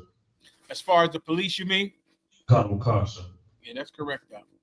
That's correct. The water. Good. All right, come on, let's go, Ephraim. Any more questions, or can I get it on? Sister got a question.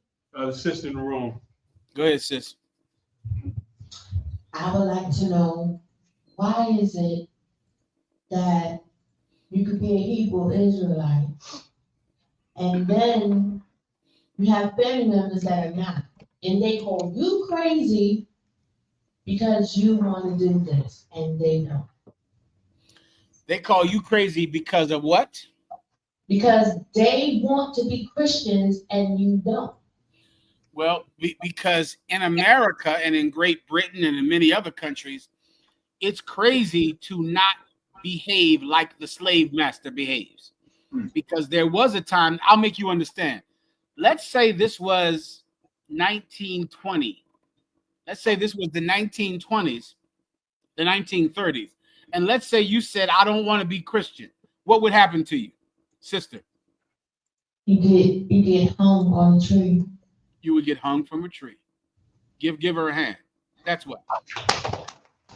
Because let me tell you, those of us in the Israelite school of UPK, you are them that were hung from trees. That was you. There was a time, sister, when you were hung for standing with your king and standing with Jesus Christ, a Black man from the tribe of Judah. You were one of those sisters who were hung from a tree. And you were killed for doing the same thing you're doing today. You were killed for doing it in the past. And as a reward, you come back to do it again. Your enemy never has victory over you. He could never stop you from being an Israelite. Don't you know Harriet Tubman was an Israelite? Harriet Tubman was what you would call today a Hebrew Israelite. Harriet Tubman. You can Google that if you need to, Ephraim. Harriet Tubman was a Hebrew Israelite. In slavery, she was a Hebrew Israelite. Nat Turner was a Hebrew Israelite. Nat Turner was eaten. They ate him. He was a Hebrew Israelite, and he was eaten. Do you think I'm exaggerating? I'm not. He was starved to death, killed, and they physically ate his flesh. They ate him. They ate Mexicans who would dare to rebel against the state of Texas. They ate them. So now today, when you say you're an Israelite, and especially if you say you're One West, if you say you're UPK, if you say you're one of those crazy niggas on 125, if you say that, then forget about it. You one of those crazy niggas on 25th, then listen, I know you're crazy. I know you're stupid because you those crazy niggas out of Harlem, New York. They know that about you. Well, in times past, they would kill you for saying that same thing. They would kill you. So that's why today they think you're crazy, because what you're doing, sister, a few years ago would get you killed. You understand? Yes. All right. Anything else? Yes, sir. On the Epstein, you have a clip of Tank from the Young Turks. Teacher. What? I thought he was a famous financier. No. Did you know he didn't finish college at all? He got hired for that math job anyway. Why? Because he got hired by the father of former Attorney General Bill Barr. What? Then he gets picked out of obscurity after he gets fired from that job, and he becomes a finance guy at Bear Stearns. Then he gets picked out from there by the head of a giant company, including Victoria's Secrets. That guy's an enormous AIPAC supporter. And AIPAC is, of course, the lobby that helps Israel here in America. And he says to Jeffrey Epstein, hey, why don't you handle hundreds of millions of dollars for me? College dropout, rando guy who got fired as a math teacher. And then he starts handling that money. And the next thing you know, he starts his criminal enterprise. And, who visits Jeffrey Epstein 30 times? Ehud Barak, the Prime Minister of Israel. Interesting. Who else visits him? The head of Mossad. Interesting. Then Alan Dershowitz told Benny Johnson that he took Epstein to Israel and met members of their parliament. Interesting. By the way, don't ask questions about any of these. You're not allowed to ask these questions. His co-conspirator, Ghislaine Maxwell, the biggest groomer in American history, who was her dad, Robert Maxwell, one of the most legendary Israeli spies of all time, got a state funeral that Prime Minister Yitzhak Rabin attended at the time. He was Mossad. Mossad is the secret agency, of course, the equivalent of the CIA for Israel. By the way, they're not the only intelligence agency that he has amazing connections to. Epstein himself once apparently told someone that he worked with the CIA. But don't ask about intelligence agencies. What's powerful enough to make sure that both parties don't do anything about a guy who dies under very mysterious circumstances with missing videotapes, missing guards, missing cellmates, inside a U.S. prison, who might have dirt on incredibly powerful Democrats and Republicans, but no one's allowed to say anything. And now we get an absurd story about how hundreds of girls were sexually abused and raped, but no one raped them. There's no clients at all. There's no list at all, and no one will ever be prosecuted. And we're not supposed to think that it's an intelligence agency that has this kind of power.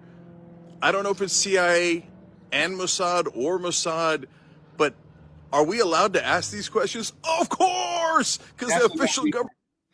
You see, today they found a bunker in Alabama where 15 to 20 children were being sold back and forth as sex slaves, and animals were being sold to have sex with. Now I see why you chose Donald Trump to be your president. I guess it's the same reason in Atlanta you chose Jamal Bryant to succeed Eddie Long in that church in Atlanta. That's why you love Creflo Dollar.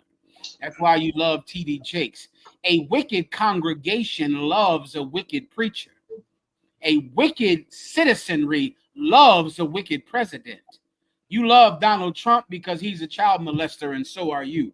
You love your child molesting preacher because the people that go to church are child molesters as well. I see now. It all makes sense now. Claro, KC, of course. Esta es claro. Esta ahora es claro. It's clear to me now. I see it. Is there anything else? Kind, sir. We got a clip of Uncle Luke. From back in the 90s. Okay, let's play this. Go ahead, Sir.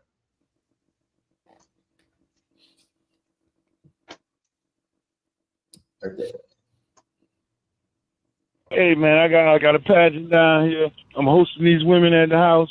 Okay, up in Palm Beach. They send some cars to pick us up. We get in the cars.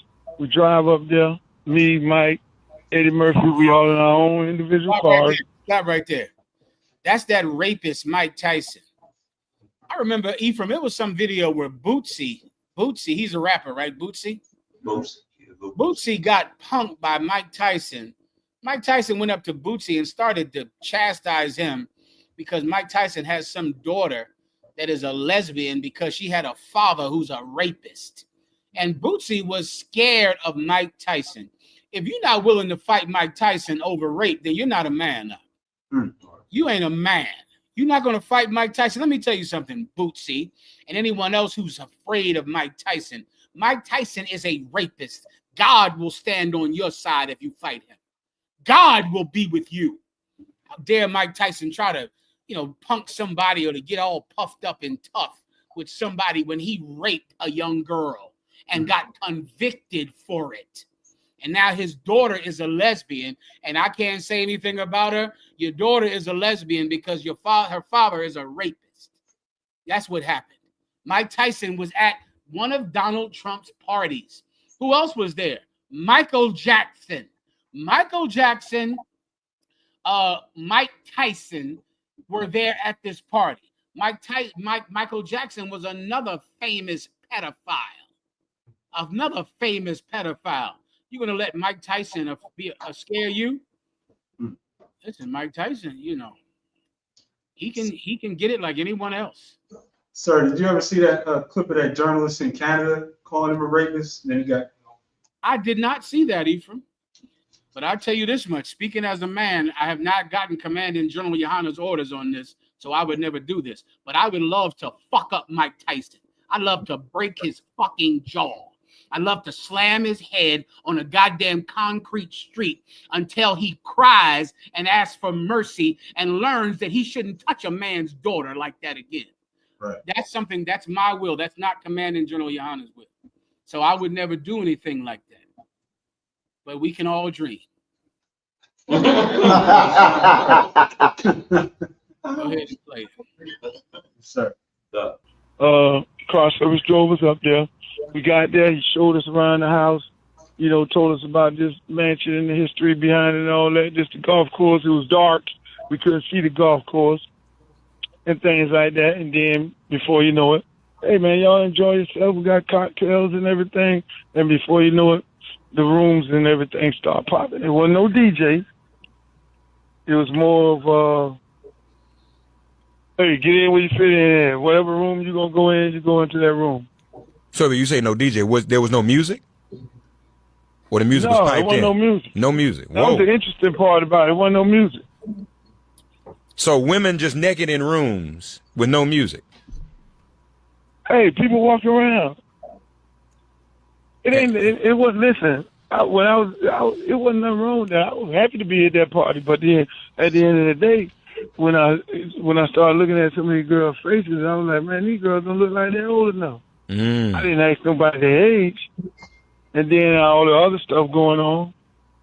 It was like, okay, I can't be up here. I got to go. That's a Donald Trump party.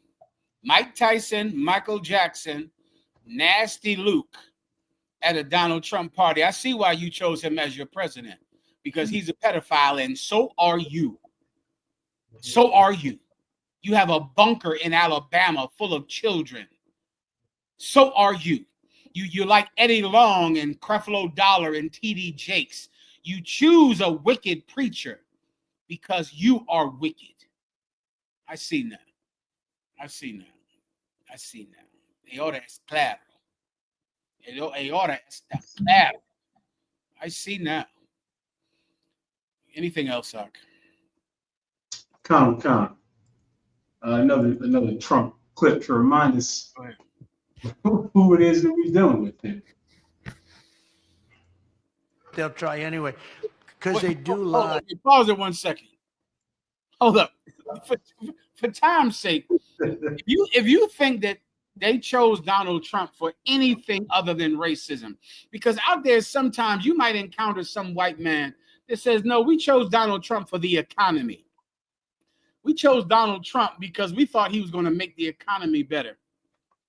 That is a lie. Donald Trump had no qualities at all. He was already president, and he was a failed president. I don't know if you heard of COVID-19. Donald Trump was the president during the COVID-19 crisis, where about 3 million Americans died on his watch. He failed to protect 3 million Americans who lost their lives because he was such an inadequate leader that he allowed a disease from China to kill 3 million Americans, and he did nothing about it. So I know it wasn't because he was a good president, because your grandmothers died when he was president the last time. So why did you choose him again? Racism is why you chose him, because he damn sure wasn't smart. You don't believe me? Play. Then give me the other one after this about how he was going to bring down the price of medication. This is that one, sir. Say again? This is that one. Oh, Jesus. Play this one, please. Yes, sir. Did it, but they'll try anyway, because they do lie terribly. We will have reduced drug prices by 1,000%, by 1,100, 1,200, 1,300, 1,400, 700, 600, not 30 or 40 or 50%, but numbers the likes of which you've never even dreamed of before. Damn, Ephraim. Donald Trump said he's going to reduce drug prices by 1,000%, 700%. You know what that means? You're going to go to the pharmacy to pick up your medicine, and the pharmacist is going to give you $75.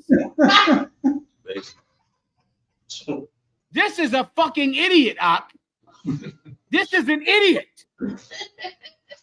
Did you play it one more time? Because I don't know why this video isn't everywhere coming out the walls. This is the president of the United States that said, we're going to reduce drug prices by 700%. Which would mean when you go to pick up your blood pressure medication, the pharmacist hands you $200. That's what that would mean. I still don't think everybody understands it. It's that stupid that I think it's hard to understand that he said this. Play it again. Did it, but they'll try anyway, because they do lie terribly. We will have reduced drug prices by 1,000%, by 1,100, 1,200, 1,300, 1,400, 700, 600, not 30 or 40 or 50%, but numbers the likes of which you've never even dreamed of before.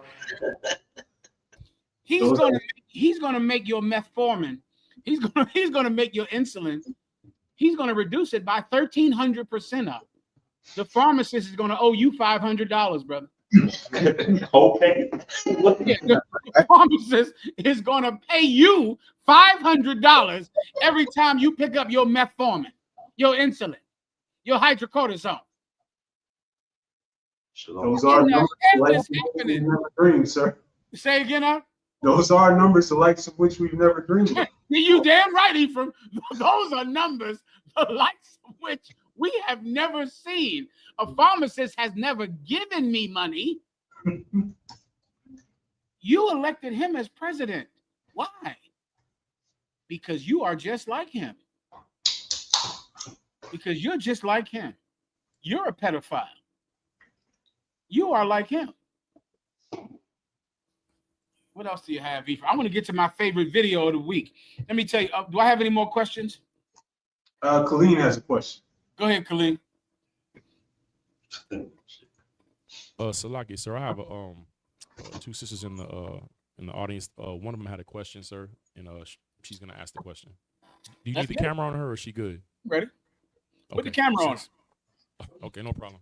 Go ahead, sis. If you have the capability. I have it, sir. Go ahead. My question is, why do we call one another nigger when we get upset when other people call us niggers? Why do we call each other nigger when we get upset when other people call us nigger? Who have been calling us that from the beginning, yeah. Like in I got- slavery days. Yeah, I told that comes from slavery. Well, all I can do is tell you why some people like it. Maybe some people don't like it. If a person does not like to be called nigger, they don't have to be called nigger. It's not, it's not a law that says you must be called the nigger. I can only explain to you why some people like the term nigger, but some people don't like it, and you don't have to like it. There's no law that says you must like being a nigger or being called a nigger. There's no law that says you have to like it. Is that term something that you don't like? No, I don't like it. Then there's nothing wrong with that, mama. You don't have to like it. That's fine. You don't have to like that term. And that's fine. And all you have to do is just tell people that you don't like to be called that term. You do that? Yes. That's good. What's the difference between a nigger and a nigger? There is no difference between a nigger and a nigger. That's the same word. There's no difference at all. But I can explain to you why some people use it. I can make you understand them. And that's an important thing to when we become a nation, there are some things. What's your favorite food? What's your favorite soul food dish? Oxtails and rice. Oxtails. Now, put the camera back on the system. Your favorite food is oxtails? Yes. Now, what tribe are you from? You from the tribe of Judah? Yes. You from the tribe of Judah. How long have black people been eating oxtails? From the very beginning, those Because of what? things they had to eat. I can't hear you. I'm sorry, Mom. Put it to your mouth. From the beginning of time, back in the day, they didn't have the choice of having foods that were preserved. They had to preserve them themselves. Mm. And So, oxtails were a prime choice. There was the scraps. The slaves would take back, and make meals out of that. Okay, what's your name? Denise. Well, for the same reason that you like oxtails, some black people like to use the word nigger because it's the word we've been using for a long time since slavery. That's why. Okay, so then the River Niger, I know they're in Africa. If you don't mind, Mom, let me just make this point a little clearer for everyone to understand. You like oxtails even though it's slave food. You just said that, didn't you? Yes, I guess Yeah. I would say it's slave foods that the slaves ate. It's oxtails. You said we've been eating it for a long time since slavery because it was the scraps. Was oxtail slave food or not? Yes. Yeah, and you still like eating it today, don't you? So I don't eat it like I used to, but yes. Just you can understand. Some black people, for the same reason that you like soul food. Once again, you're not a slave anymore, so you don't have to eat oxtails anymore. You could eat the finest. Whatever I want, yeah. You could eat whatever you want now, right? But you still prefer to eat those scraps, don't you? You still want to eat Yeah, those. I have to go. I do. I have to be honest. I have to go. Back Yeah, to that. me too. It's not like I eat it, every I like week, them but, too. I do. I have to go back to that. Yeah, listen, I love oxtails. Commanding General Yohana, one day when he comes down there, make him a pot of oxtails.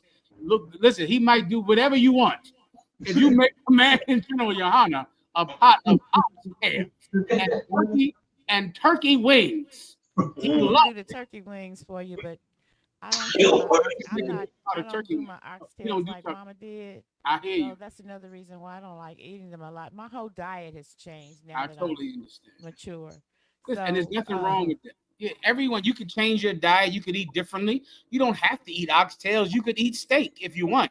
But I'm just trying to explain to you why some black people like to use the word nigger, because it's soulful to them. It's a word that is old. It's a word we've been using so long. Nigger is like soul food. It's a word from slavery. We're so used to it. And we don't like to see white people use that word. And guess what else we don't like? We don't like white people to make our potato salad either, do we? Right. We don't like white people to make our oxtails either. We don't like that. I know I don't. I know Commanding General Yohana does not. He does not approve of that. Okay, so what you want to do is just forgive. Sometimes black people will eat something that, that's slave food. We can do better. We don't have to still eat that.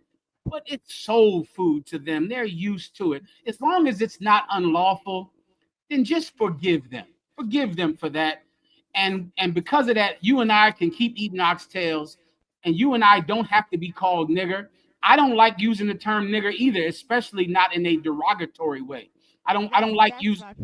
I don't like it either. I agree. I don't like to use it in a way that is derogatory, but I do understand why some people use it, because using nigger is like eating soul food. We're used to it. You understand? Thank you. All right, no problem. Anything else?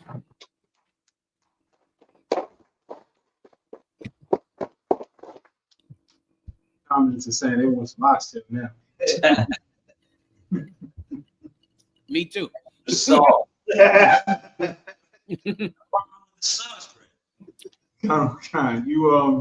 You had a video you wanted us to go to next? If I could, Akim, let me tell you something. There was a video that came out this week. First, let me show the video of that little girl talking about what it was like in ICE custody. Sir. What tribe was this sister from as well? I believe it's Balawan. I could be wrong. I believe you might be correct. There was a sister just now. She was at an ICE protest, I believe, and she talked about her treatment in ICE custody when she was a little girl. She was a little girl. Let's play that if you could. When they kept me in the hielera. You know what they gave me in the hielera when I was only 7 years old? They gave me 1 aluminum paper, 1 bread, and 1 Capri Sun. For me, my brother, and my mom. For us 3, 1 bread, 1 Capri Sun. And the paper that they gave us didn't even cover my whole body, only my legs. That shit, like 35 degrees, I was freezing cold for hours. Little kids, they get separated from their parents in the hieleras too. They don't let you be with your parents too. That's fucked up. That's really fucked up. Really fucked up. You freezing them kids just be staring at you in the walls like this. Clear, it's clear. You can see all of them freezing, all of them crying and shit. I was lucky that I was still with my mom in there, but they were alone. Little kids, I was only 7, they were like probably 4. That's fucked up. Really rude too. Really rude. Fuck ICE. Let me tell you something. I see why you chose Donald Trump to be your president. He doesn't care about children, and neither do you. You don't care about children either. This is a little girl who was deported with her mother when she was 7 years old. They gave her mother, and her brother 1 Capri Sun, 1 piece of bread, and 1 piece of silver paper to cover themselves with that they call the blanket. That was it for all 3 of them. That's how America treated this little girl who speaks English, who was born in America, but because they wanted to deport her mother, that's how they treated her. America doesn't care about children. Great Britain doesn't care about children. Trinidad, Mexico doesn't care about children. You don't care about children, right? You need someone else to rule this world. But I'm going to show you my favorite video of the week. This is my favorite video because whenever I hear about a place in Alabama molesting children, whenever I hear about Epstein molesting children, Donald Trump being on the Epstein list, TD Jakes going to Puff Daddy parties and Donald Trump parties with underage girls, I want to show you my favorite video. Don't put it up there yet, Ephraim. Yes, sir. Because this video says everything about who blacks and Hispanics are. And this is something that you don't know about yourself. But when I say it, everyone is going to know it's true because we all have felt this feeling. We all have seen this, and we all have treated white people good. Let me tell you something about blacks and Hispanics. We have been good to white people. We've been kind to them. We've treated them with generosity, hospitality, and friendship, even though they've given us hatred in return. And it doesn't say that we're bad people because we've loved this people who have not loved us. But it says that they are bad people because they have hated the people who have loved them. Give me my favorite video of the week, Ephraim. Yes, sir. Please put it up on the screen.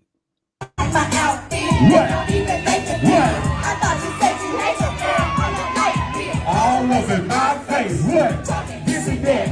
What you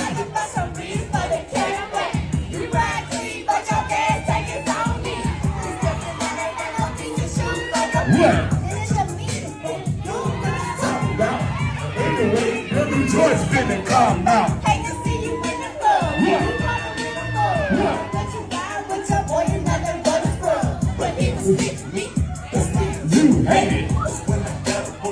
You're damn faded. I so did in our face, drinking on the air. Thumping the road when your ass needs some King Tex. What you need some gold? What you looking at? I don't want your phone, mama. Come on, y'all. Give it up for my girl. Give it up for my girl right now, man. Give it up more. Let me tell you something, brother.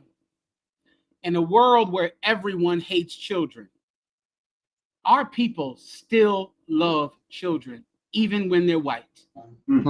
Even when they're white. In this world, do you see, when you watch this video, you might focus on the little white girl who's doing an excellent job rapping and having a little bit of soul and appreciating black music. Do you know what I focus on? I focus on all of those black people behind her. Each one of them has been pulled over by a white police officer and abused. Each one. Each one of those people behind her has been oppressed by white people. Each one of those people behind her has been snatched out of a car by an unjust white police officer. Each one of them is in poverty because of white oppression. Each one of them has been the victim of white racism. But when they saw a little white child, they treated her with kindness. We should rule the world. We should rule the world. And each and every one of them, look at them. Do you know what the black people sitting in those booths behind her, you know the life that they've lived? They've lived the same life as you. They have every reason to hate this child. But you know what they tell themselves? She's a child. She's a child. And I shouldn't hate her because of what adults have done. There is nothing more beautiful than blacks and Hispanics and our capacity to love, to be kind. And each and every one of us, we've seen this our whole life. Our whole life. All a white girl or a white boy has to do is rap. If a white boy raps, what do? Oh, shit. Oh, look at him. Oh, man, he's rapping. If a white boy dances, we go, oh, look at that white boy dancing. Go, white boy. Go, white boy. Go, white boy. We never hate him because of the oppression that we are living under. We never would hurt him because of what his father has done to us. Because we are the gracious people of the earth. We are the beautiful people. Now you think about what they do to your daughter. You think about they gave your daughter one Capri Sun and she freezed to death in an ice jail. That's what happened to your daughter. Her daughter around us, we'll clap for her. We'll love her. We'll say, go ahead, white girl. We'll forgive her for the crimes of her people because we are gracious and kind and loving. Shouldn't we rule the world? Shouldn't the people that forgive this white girl and clap for her in a black restaurant, in a black neighborhood, shouldn't we be the ones who are better equipped to protect children? Look at how we treat her. And brother, I've seen this video my entire life. I've seen videos like this. I've seen some white boy start breakdancing. Every black person starts to clap. Every black person claps when a white boy starts to dance. Let a white boy sing R&B halfway decent. Halfway decent. Every black person will clap for him because he can halfway sing R&B music. Right. He can halfway do it. And there's a reason for that, because we are kind to them. The Bible says they have made war with them that be at peace with them. This is how we treat your children, white people. How do you treat ours? This is how we treat your children, white people. How do you treat ours? I pray you understand. Anything else, Ephraim? Sir, a few more videos on deck. All right. And all this we go through while the alleged Republican hero, Ronald Reagan, has something else to say. Yeah, let me tell you something. This is just more proof out that you elected Donald Trump not because he was a good president, not because he was a good manager. Give me the video I just sent you of him meeting with the Fed chairman, the chairman of the Federal Reserve, and the chairman of the Federal Reserve checked him for being a liar. And a black congressman tried to support Donald Trump's lies, and he got checked for it. I sent it to you today. You got it out? Yes, sir. Play this real fast, and then we'll play the other one you wanted.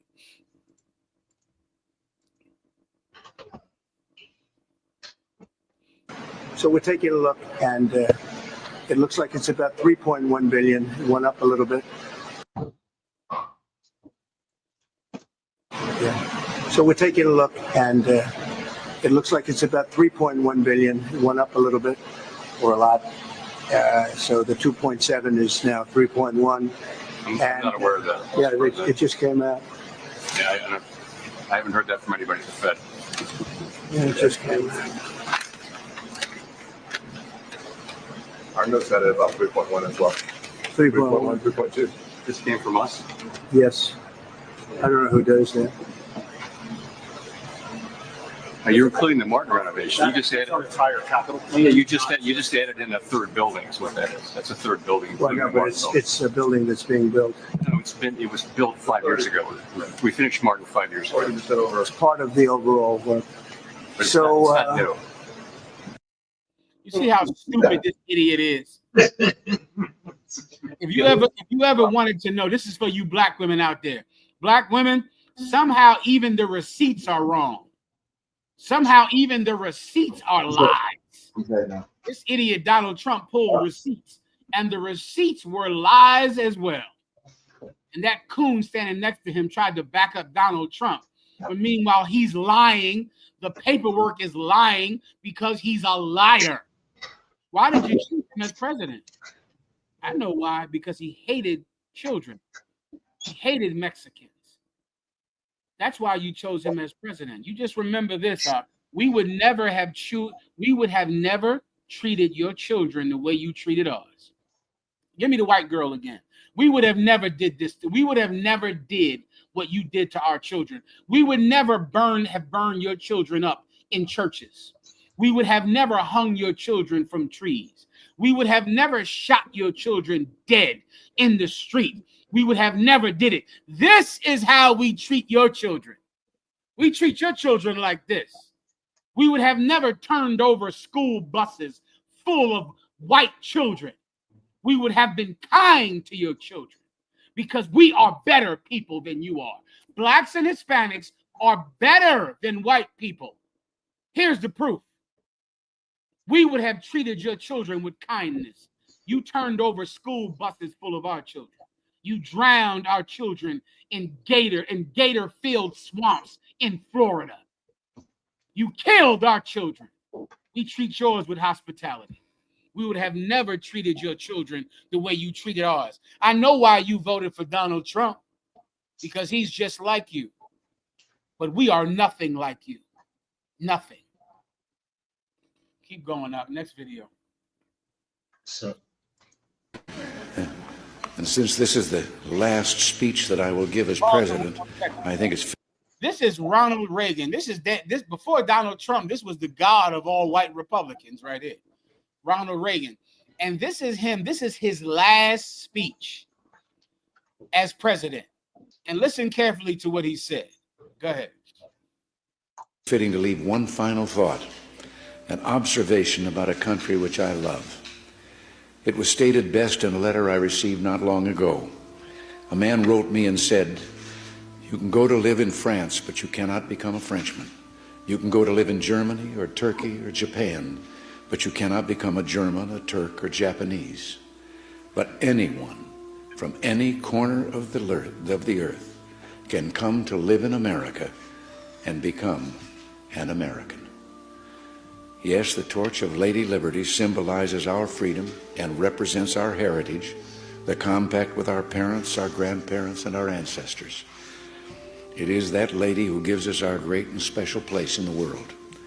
For it's the great life force of each generation of new Americans that guarantees that America's triumph shall continue unsurpassed into the next century and beyond.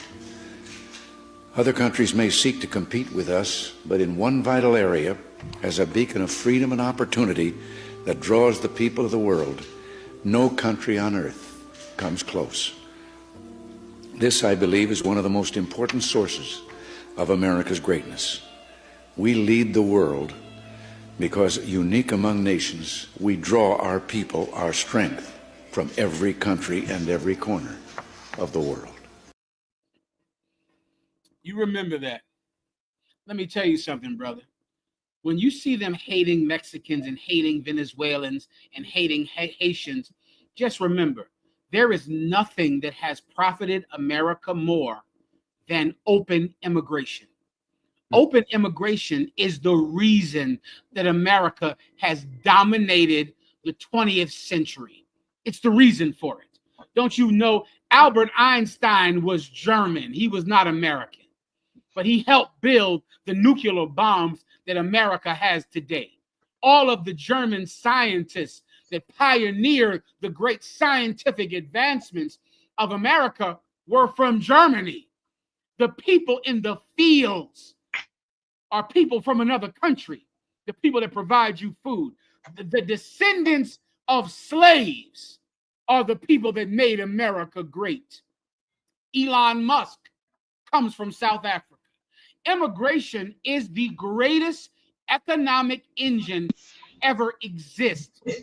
You Mexicans that came here to America, you made America great. You Venezuelans that came to America, you made America great. The descendants of slaves that came to America, you made America great. West Indians, you made America great. You're the reason that this country is the dominant superpower on earth. Now, today, everyone tells you that you're worthless, that you're nothing. America would be nothing without you. All right. That's according to Ronald Reagan. That's what he said. You voted Donald Trump in office because you are so stupid that you'll hurt yourself if it satisfies your ego, if it satisfies your lust to hurt someone. You have Schadenfreude. That's what you have. Give me what the State Department put out this week about deporting your ex. That's all you have. Donald Trump satisfied something called Schadenfreude. Schadenfreude is the pleasure that is derived from other people's suffering. That's what Schadenfreude is. Read this, please, Ephraim. Come on, sir. Florida official encourages people with undocumented exes to call the ICE hotline. Read again. Florida official encourages people with undocumented exes to call ICE hotline.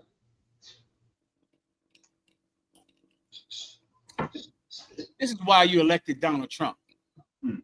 If you had any sense, you would open your doors as the Statue of Liberty demands, because that's how you became great. But you have such a sense of Schadenfreude where you need to feel pleasure from the suffering of other people. Bring me back full screen or half screen with this. You feel pleasure from it. This, brother, this did not come from a podcaster or someone playing a joke. This is from the Florida official page, state page in Florida. This is not from somebody making a joke. And they're saying they're encouraging people with undocumented exes. So you have an ex-boyfriend who you know he's an undocumented person. Call ICE on your ex. That's funny, right? That seems funny unless you care about people. Unless you care about destroying people's lives, then it's not funny. It's not funny when you realize that you're destroying someone's life because you're telling their ex-girlfriend to get back at them by calling ICE on them. That's why they named that prison Alligator Alcatraz. That is the official name of that prison. The official name, not the joking name, not the funny name, but the official name is Alligator Alcatraz because it gives white people pleasure to think about you being eaten by an alligator. It's like it makes them happy. It makes them happy. Meanwhile, we love their children and applaud for their children when they learn a song, when they learn how to dance, when they learn how to sing.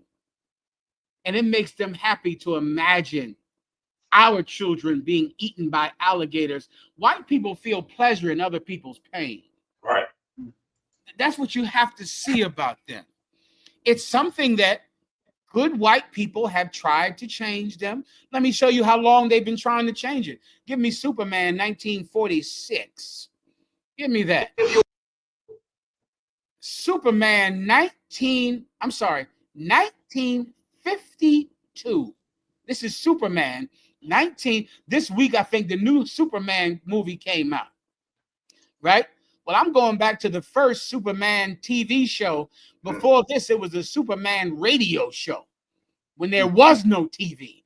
When was TV invented, Ephraim? When was the first TV broadcast? This has to be soon, you know, when there was the first television broadcast in America. This is 1952. I want you to listen to what Superman said in 1952 in black and white, and you tell me if he wasn't trying to teach white people to love us the way we already loved him, to be civilized the way that blacks and Hispanics were already civilized. Go ahead and play. Yes, sir. The first regular broadcasts were in the 1930s. Oh, my goodness. This is just 20 years after television existed. Go ahead and play it. One last chance to stop acting like Nazi stormtroopers. Who are you to tell us what to do? All I'm telling you is that that little creature in there has as much right to live as you do. Don't forget, you invaded his world. You're acting like, this is what Superman said, Ephraim. You're acting like Nazi stormtroopers. All I'm telling you is that that creature has just as right to exist as you do. You invaded his world. That's what Superman said. You understand? This is Superman and the creators of Superman trying to civilize white people in America, trying to teach them the importance of being kind to people, especially when you've invaded their country. You invaded Mexico. You invaded California. You invaded Texas. They didn't invade you. You invaded Texas. You invaded California. Right. They have just as much right to exist as you do. Superman was trying to teach you that in 1952. Play it again and play it till the end. Now I'm going to give you one last chance to stop acting like Nazi stormtroopers. Who are you to tell us what to do? All I'm telling you is that that little creature in there has as much right to live as you do. Don't forget, you invaded his world. Is that it up? Yes, sir. Superman tried. He tried. It didn't work. It didn't work. You can't civilize white people. You can't do it. They're just. I remember General Hazayan. If he's in the chat, let me know. General Hazayan brought this book to Commanding General Yohana. I think it was 25 years ago. It was called Lost Tribes of the Caucasus. And it just was a scientist who went into the laboratory trying to explain white people's aggression. And he began to use the genome to take it back to the Neanderthal man and how white people are just cavemen. And they've just kept that gene that was in cavemen. And he was trying to explain their aggression, on how aggressive they are. And this white man was trying his best to search for it in the genome of white people. He tried to explain it. White people wouldn't hear him. They elected a pedophile to be their president. That's what white people did. Well, let me tell you something, white people. Stop acting like Nazis. Stop it. These people have just as much right to live here as you do. Remember, you invaded their land. Anything else? Colonel Khan, sir. Quick question from Atlanta. Go ahead, Atlanta. Atlanta, you got it.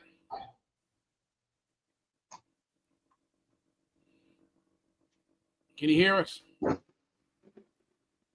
got to move on. If not, So lucky, General. Can you hear me now, sir? Hear you now. Colonel Concert. On with the white girl singing rap music, right?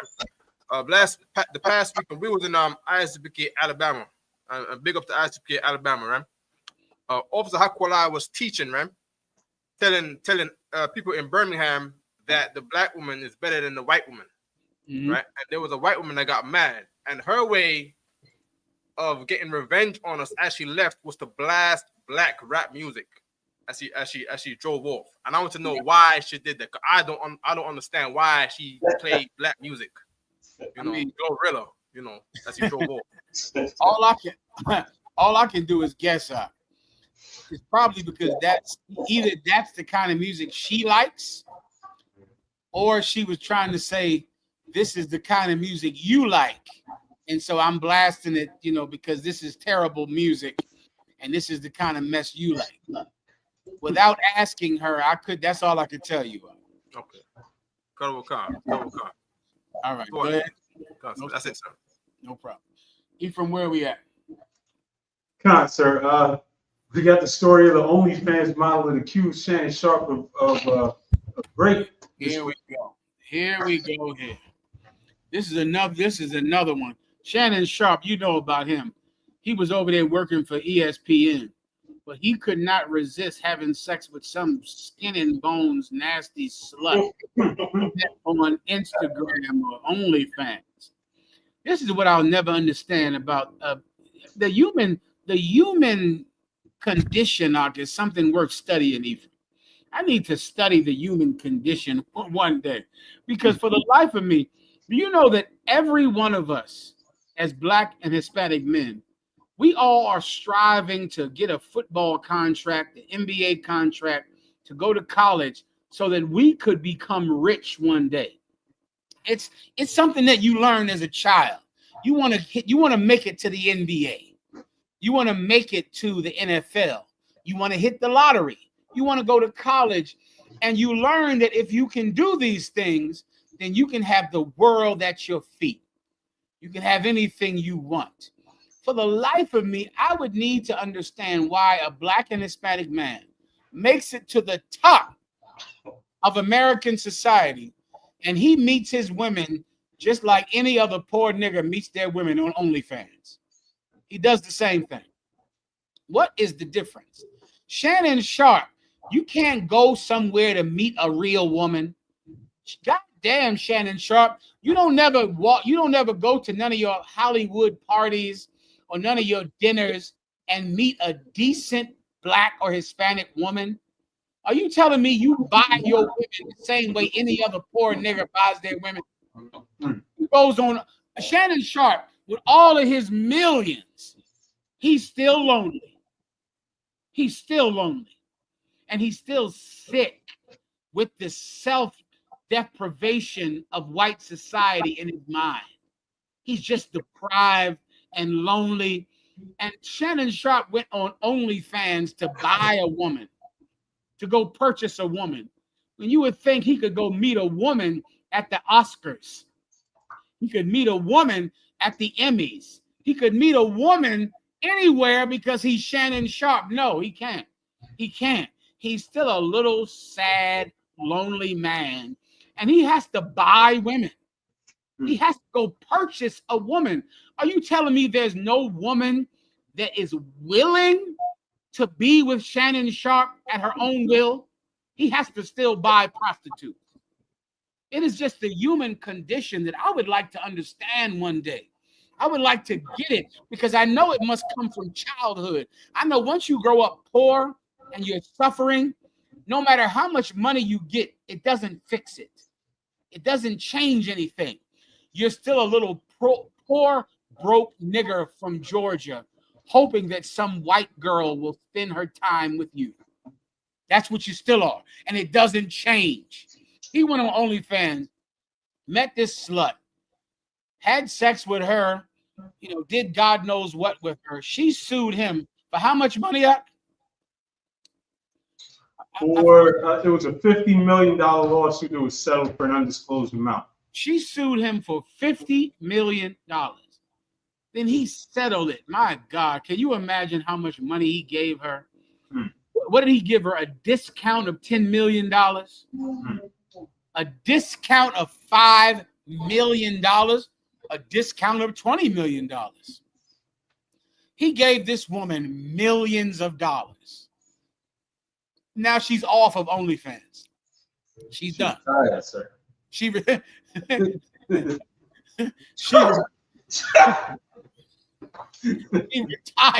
from OnlyFans to water Ephraim. She's retired at 28 years old, right? At 25 years old, she's retired. So do you understand that this white girl who grew up in a white home worked her entire life to meet a nigger who grew up in the slums and to take his money? And now she has it. This is part of our sickness that doesn't change no matter how much money you have. It doesn't change. You're going to have hundreds of millions of dollars and you're going to give it to a white person the same way you would if you were working in a sawmill or working as a Pullman porter in Mississippi. White people are still going to take advantage of you and take all of your money. This is a subject worthy of study. It's worthy of study. Anything else?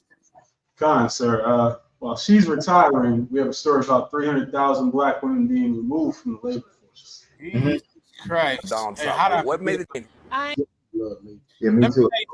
This is a black. You with me up? Yes, sir. This is a black woman who voted for Donald Trump. There's too much noise on. I can't hear myself. No problem. This is a black woman who voted for Donald Trump. Who knows why she did it?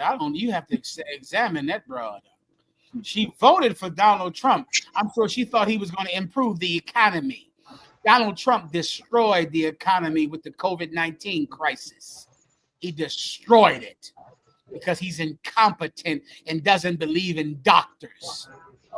This black woman voted for Donald Trump. Donald Trump got in the White House and fired 300,000 black women. 300,000 of them because of this DEI rollbacks. Meanwhile, black women were the ones who were getting all the jobs. And I pray this teaches you black women a lesson who thought you didn't need black men. Ephraim, I've been hearing about this for what, 10 years? I wish Tazariak was here because he'll tell you how long he's had to deal with this whole black women don't need black men. We don't need black men. We need black men to have a job. Bitch, you better get a job. You don't have a job now. Bitch, you better get out there and get a job. Because 300,000 of you got fired from your job. You thought you had your job because you were so smart You were so wonderful. The government had DEI initiatives that were helping black women to get a job. Now you don't have a job. Now you're out of work. Now I guess we're going to need each other now, huh? I guess now we need to rely on one another. Go ahead and play the video, brother. Sure. You voted for Donald Trump. What made the change? I began listening to someone, her name is Candace Owens, and I read her book, and it just opened my eyes to maybe he's not this person that I have been led to believe that he was. Bro, come on now, dog. Come. Go ahead, fast forward over there. So that's the end of the video. Okay. This bitch, she listened to Candace Owens. Love Candace Owens. Voted for Donald Trump. She's out of work, brothers and sisters. She doesn't have a job anymore. She has no job.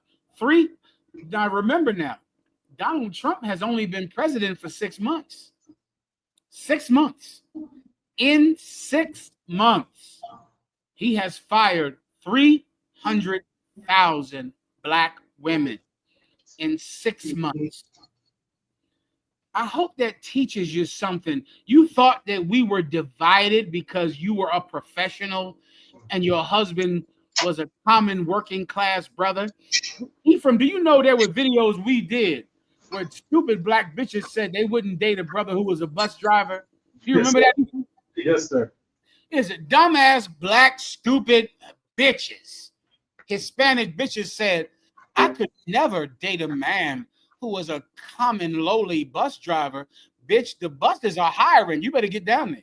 You better get down there. They're hiring down there. You better get in line to be a bus driver. Black women had jobs that they received because of diversity requirements from the government. They had jobs. And they hated black men because those same jobs were not available to black men. Black men worked for the bus company. Black men were Uber drivers. Black men were working the best way they could. And brother, for the last 3 years, I had to hear some slut come on the Breakfast Club and say, I would never date a black bus driver. I would never date a man who didn't make 6 figures. Bitch, you make 0 figures a year now. 0 figures. But guess what? I'm going to still date you because of that good tail you had. I'm going to date you. I don't give a fuck if you make $0 a year. Come get me. I do not care. That's why black men should be in charge. Black men should be in charge. Hispanic men should be in charge because they are more spiritual than black and Hispanic women. Black and Hispanic women are not fit to rule over black men because a black man would never say, I'm not going to date that black woman. She's only a bus driver. Ephraim, can you imagine? Wow, sir. Let me see the class right here. Can you imagine any black or Hispanic man saying, well, I can't date that woman now. She doesn't have 6 figures. Are you out of your fucking mind? Listen, a black man doesn't give a damn whether or not you have a 6-figure job or you're a bus driver. He doesn't care about that because he's more spiritual than you. That's right. See, there's a hierarchy on this earth. Right. Every black and Hispanic person is better than anyone else. That's the fact. Right. And black and Hispanic men are better than black and Hispanic women because when black and Hispanic women had good government jobs, they thought they were better than you. Right. They thought that they couldn't date you because you were not a, what's that term that old sodomite that died? What's his name? Sodomite that wore the suits. I forget his name. He wore the suits. Top figure men, high figure man. Oh, Kevin Samuel. Kevin Samuel. What's that term he used? The high value man. For 5 years, I had to hear about, are you a high value man? Bitch, are you a high value woman? I heard you got laid off. I heard you got laid off. Are you a high value woman? Guess what? I don't care. Assume the position and get toward hell. Get down in that bed and catch hell. I don't care what value. I know what value you got. Your legs open is all the value I need. Hand it over. See, a black man sees value in women, even if they don't have a job, even if they got laid off. You see, you didn't find any value in black men because you had a job in the government. Now you don't. Now you don't have that job. No problem. Because black men will still accept you. Black men will still love you. Hispanic men will still take care of you. Guess what? We all going to live on my bus driver's job now. All of us. I work for the bus office. And all of us are going to live off the bus station now. We're going to all do it now. We're going to be happy. We're going to love each other. We're not going to treat each other poorly because I'm a bus driver and you work for the government. That'll never happen if black men are in charge. Black women, you thought that you were standing on strong ground and you could look down on black and Hispanic men because they were common workers. They were bus drivers. I wish I could find the video from that dumb bitch that went on the Breakfast Club and said she would never date a black man who was a bus driver. Bitch, I will date someone who's unemployed from the federal government. I will date her. I'll date her. I'll date a laid off, stupid bitch who used to work for the government. Now she's laid off. I'll love her for the rest of my life. I'll do it. So then I should be in charge because I'm the one with wisdom, kindness, and mercy. Give me the video about the past. Let me dispel another myth for you today. Now that we're on this topic, let me give you the other myth. There's a myth that has run wild in the black and Hispanic nation about black women being able to be taken care of and provided for. Ephraim, how old is this myth? This myth, I think it got strong about in the 2000, maybe the 2010. I think about 2010. Every black woman said, I must marry a provider. I have to marry a provider. A man who's a six-figure man. He must be a provider. That feeling, that thought in your mind that women do not work and that men go to work, that is a lie. That has never happened. That is so recent when women have not worked. It's so recent, it doesn't even factor into life. One second. This is a sociologist right here. This is a sociologist who has studied life and how families work. She's an anthropologist. Listen to what she's saying. Go ahead, Ephraim. A man is provider, woman is a stay-at-home mom. That's a modern idea. That is not a traditional idea, my friends. Husband goes to work, kisses his wife in the morning, takes his briefcase, walks off, comes back home for dinner. Mother is around the house doing householdish things and the kids. And then that is the traditional nuclear family unit that we should aspire to. The only time in history when that has happened really started in the 1940s. That is a consequence of technological and industrial changes that happened because of technology, especially in the Western world. But you go back before 1940 and that's not how it went down. There was something called the Household Economic Project. Usually there was agrarian societies or these small towns and communities. Certain households had certain specialized kinds of labor, if not farming, where they may maybe the blacksmith, maybe they were the shoemaker, whatever. The husband would not grab a briefcase at 8 a.m. in the morning and walk off and go to the high rise down the street. They weren't even high rises. There weren't like offices and cubicles where men spent their 8, 9, 10 plus hours of lonely existence typing away at computers. It didn't exist. The same thing is not healthy for a woman to do. It's absolutely not healthy for a mother of young children to do. That is a very modern construct. That is not traditional, my friends. The husband would work from home. The wife would also work from home. They'd often work together. The kids would often work with them. And the amount of time they spent separate was much less than the amount of time they spent together. All right. That is the traditional family.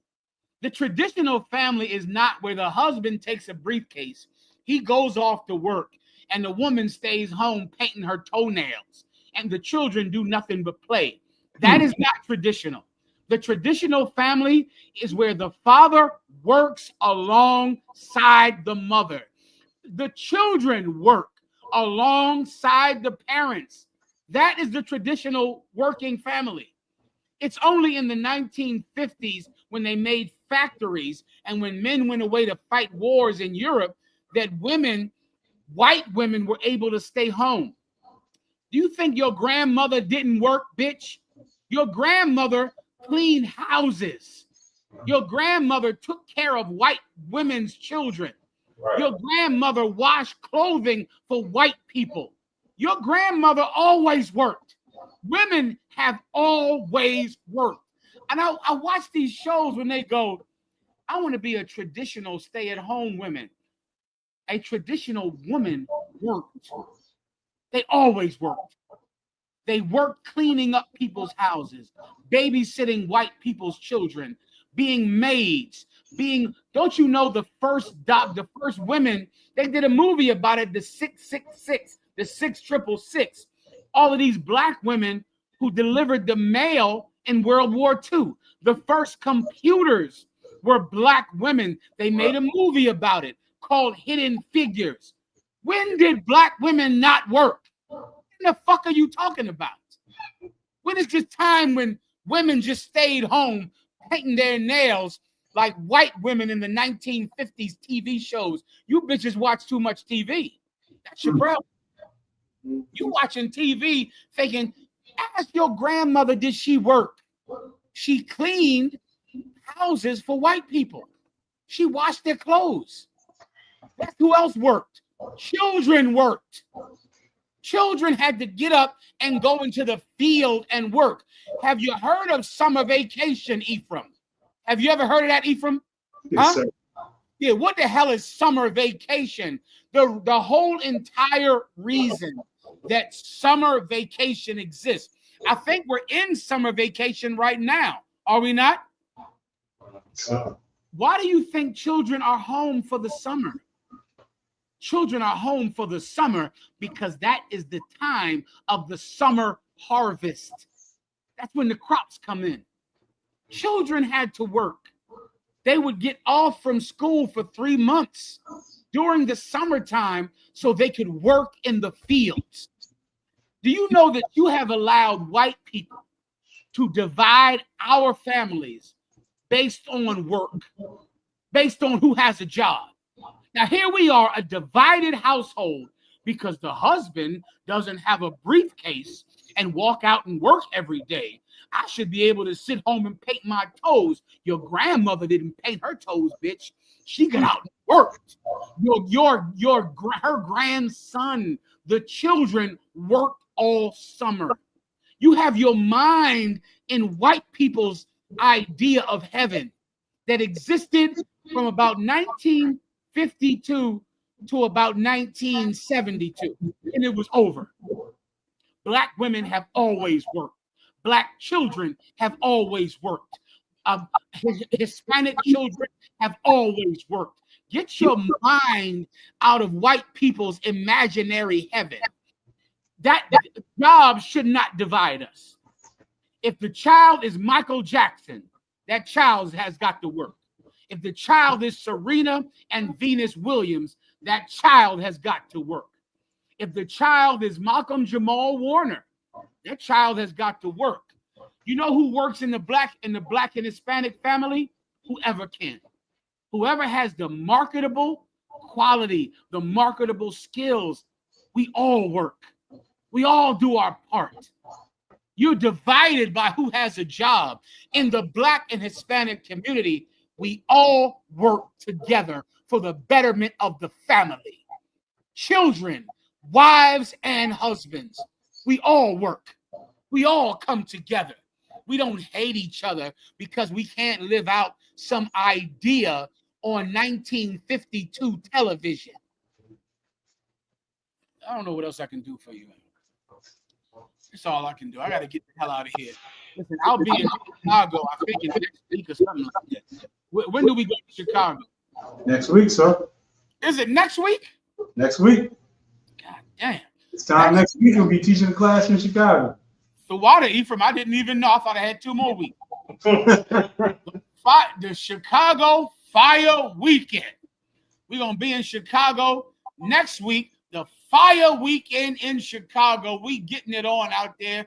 Captain Mawakwa, Captain Debar Mouth, Captain Kapash. We getting it out there. Captain Napatazar.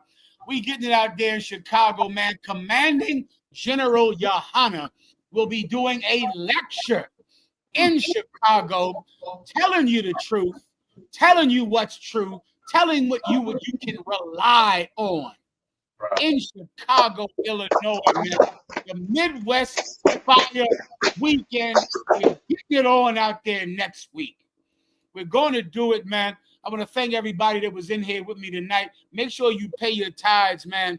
Make sure you give the Most High God every goddamn penny of money that he is due. You lay it at the feet of Commanding General Yohana, and you shut your stupid mouth about it. Slide, sir. I'm sorry. Go ahead, Ephraim. Before we go, one last topic. We got the title. Hulk Hogan. I didn't hear you, Ephraim. Say it one more time. I said before we go, we got one last topic. We have the title, sir. Hulk Hogan is burning in hell. Ephraim, I almost forgot. I appreciate your service. Gracias por tu servicio. This week, Hulk Hogan died. It was a sad day when Malcolm Jamal Warner died. Right. That was a sad day. Malcolm Jamal Warner was not one of my brothers.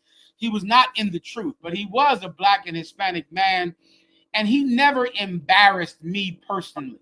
I was never embarrassed by Malcolm Jamal Warner, and I'm embarrassed by damn near everyone on TV. I'm embarrassed by it. I listen to no Black music, and I absorb no Black media simply because I'm too embarrassed by them. I'm just embarrassed by their conduct, by how they behave with white women. I just can't stand it. I prefer to stay away from it, all right? But Malcolm Jamal Warner, I don't recall him ever being an embarrassment to his people. I don't recall that. So because of that, that's a sad thing. And he died with his 8-year-old daughter trying to save her life. He saved her life, and that's a rough thing for that little girl to go through, and I understand. But also today, someone else died.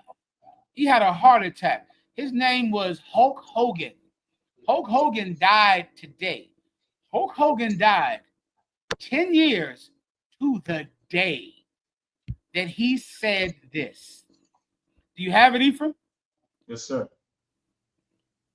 He died 2 years to the day of this statement we're about to read right now. Ephraim will put it up on the screen. You got it up. She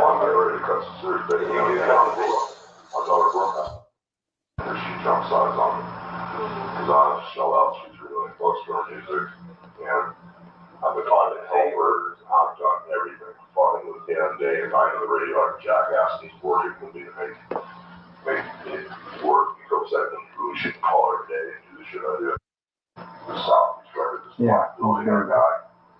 He's like basically did more for her a year than anybody's done. Okay, he had one song for 10 months to shoot it. Yes, sir. Ephraim, you better read it on the screen. Just give me the racist statements he made. Come on, sir. I'll fast forward it. Yeah, do your thing. Point where I really broke was fucking the black guy's son, where they've been hanging out. I fucking hold hands together on the tour, they get close to the time before I'm doing fucking okay. I'm not a double standard type guy. I'm a racist to a point. Yeah. You know, fucking weird. But then when it comes to nice people, you know, we all are that way. Yeah, but when it comes to nice people, you can't say. His wife, Ephraim, he said, well, I'm racist to a point. You know, I'm like, fuck all niggers. His wife said, yeah, we're all that way. His wife said, yeah, all of us are like that. Of course, you're like, fuck all niggers. Aren't we all? Well, Slack, Aren't we all? Go ahead. That wasn't his wife. That was someone else's wife. Oh, Jesus. That was someone else's wife. Go ahead, Doc. If we're gonna talk with vendors, we'll see the restaurant. The thing is, now you see the restaurant. So Let me tell you something, brother. This is Hulk Hogan, who this is his daughter recorded this on the phone because his daughter was unrighteously trying to date a black man. And he said, if we're going to fuck with niggers, let's get the rich ones. His daughter was out there just having, say again. If I could, sir, real quick, just because it makes the story so much worse. He was having sex with the wife of some friend of his with a radio show host. And that radio show host is who recorded this while he was recording him having sex with his wife. Yeah, I forgot to mention that. Hulk Hogan was just like Puff Daddy. He was a cuckold. I don't know what, I didn't even hear of a cuckold until about 3 years ago. A cuckold is somebody that likes to see other men have sex with their wives. That's a cuckold. Puff Daddy is a cuckold. He likes other men to have sex with his women. God knows why, some type of inadequacy or deviance, something. But Hulk Hogan would have other men come and have sex with his woman. And they'd have sex with his woman. And this is him talking about how you should only get rich niggers, but you shouldn't let any poor niggers fuck you. You should just let the rich niggers do it. Hulk Hogan died 10 years ago today from this statement. This is the anniversary of Hulk Hogan making these statements right here. Let me tell you something for those of you out there that love Hulkamania.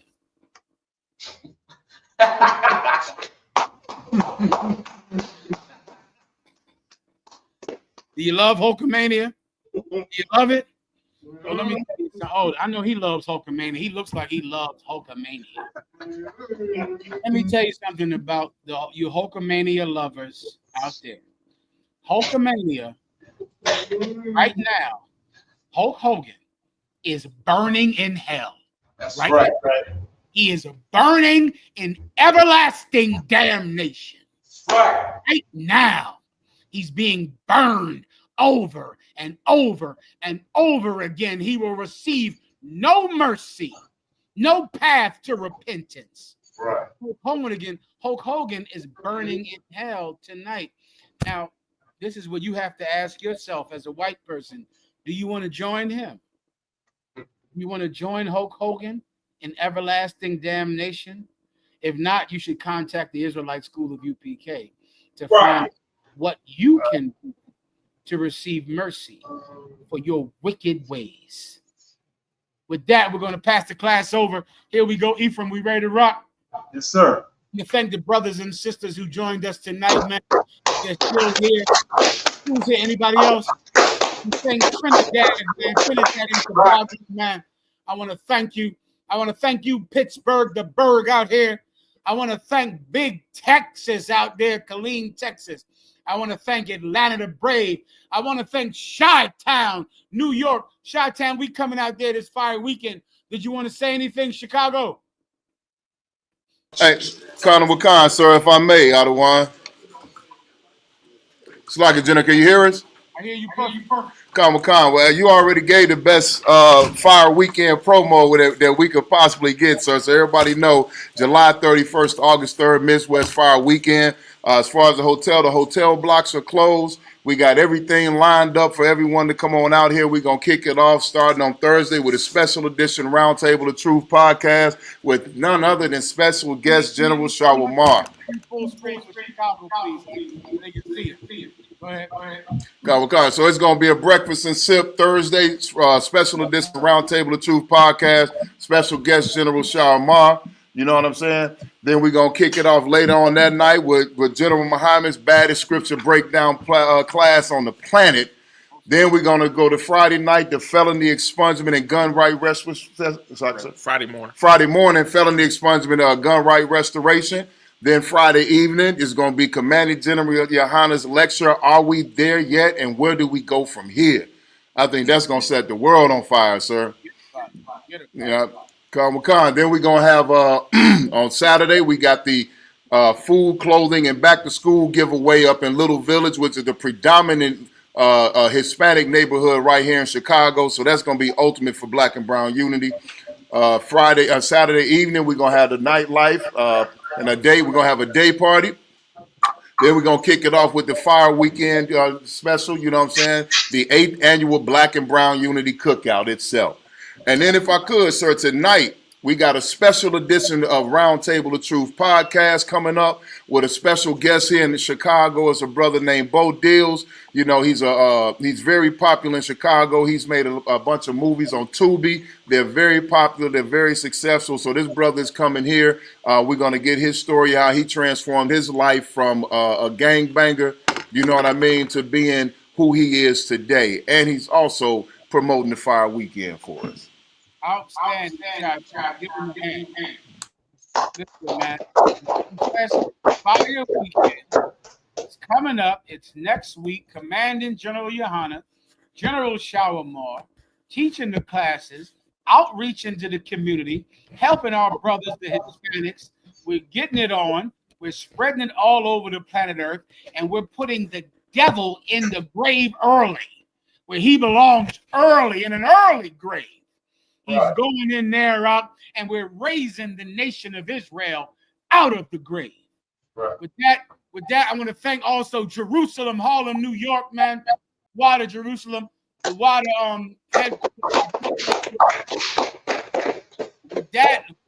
with that, nos vamos. See you later. Yahweh en el nombre de Yahweh Shai te bendiga. Sir. You got it, Ethan? All right. Be safe, brother. Stand by for cross the line. Stand by for cross the line, Akim. Here we go, Ephraim. You got it. Yes, sir. Okay.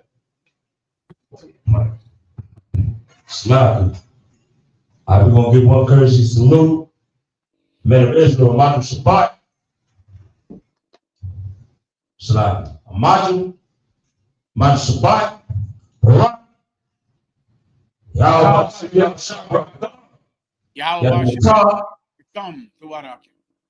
So we're going to turn to the sister. We'll give one courtesy salute to the sister. Sister Amadu. Sister Amadu. Men Amadu Shabbat. Men Amadu Shabbat. Amadu. Amadu. Barak.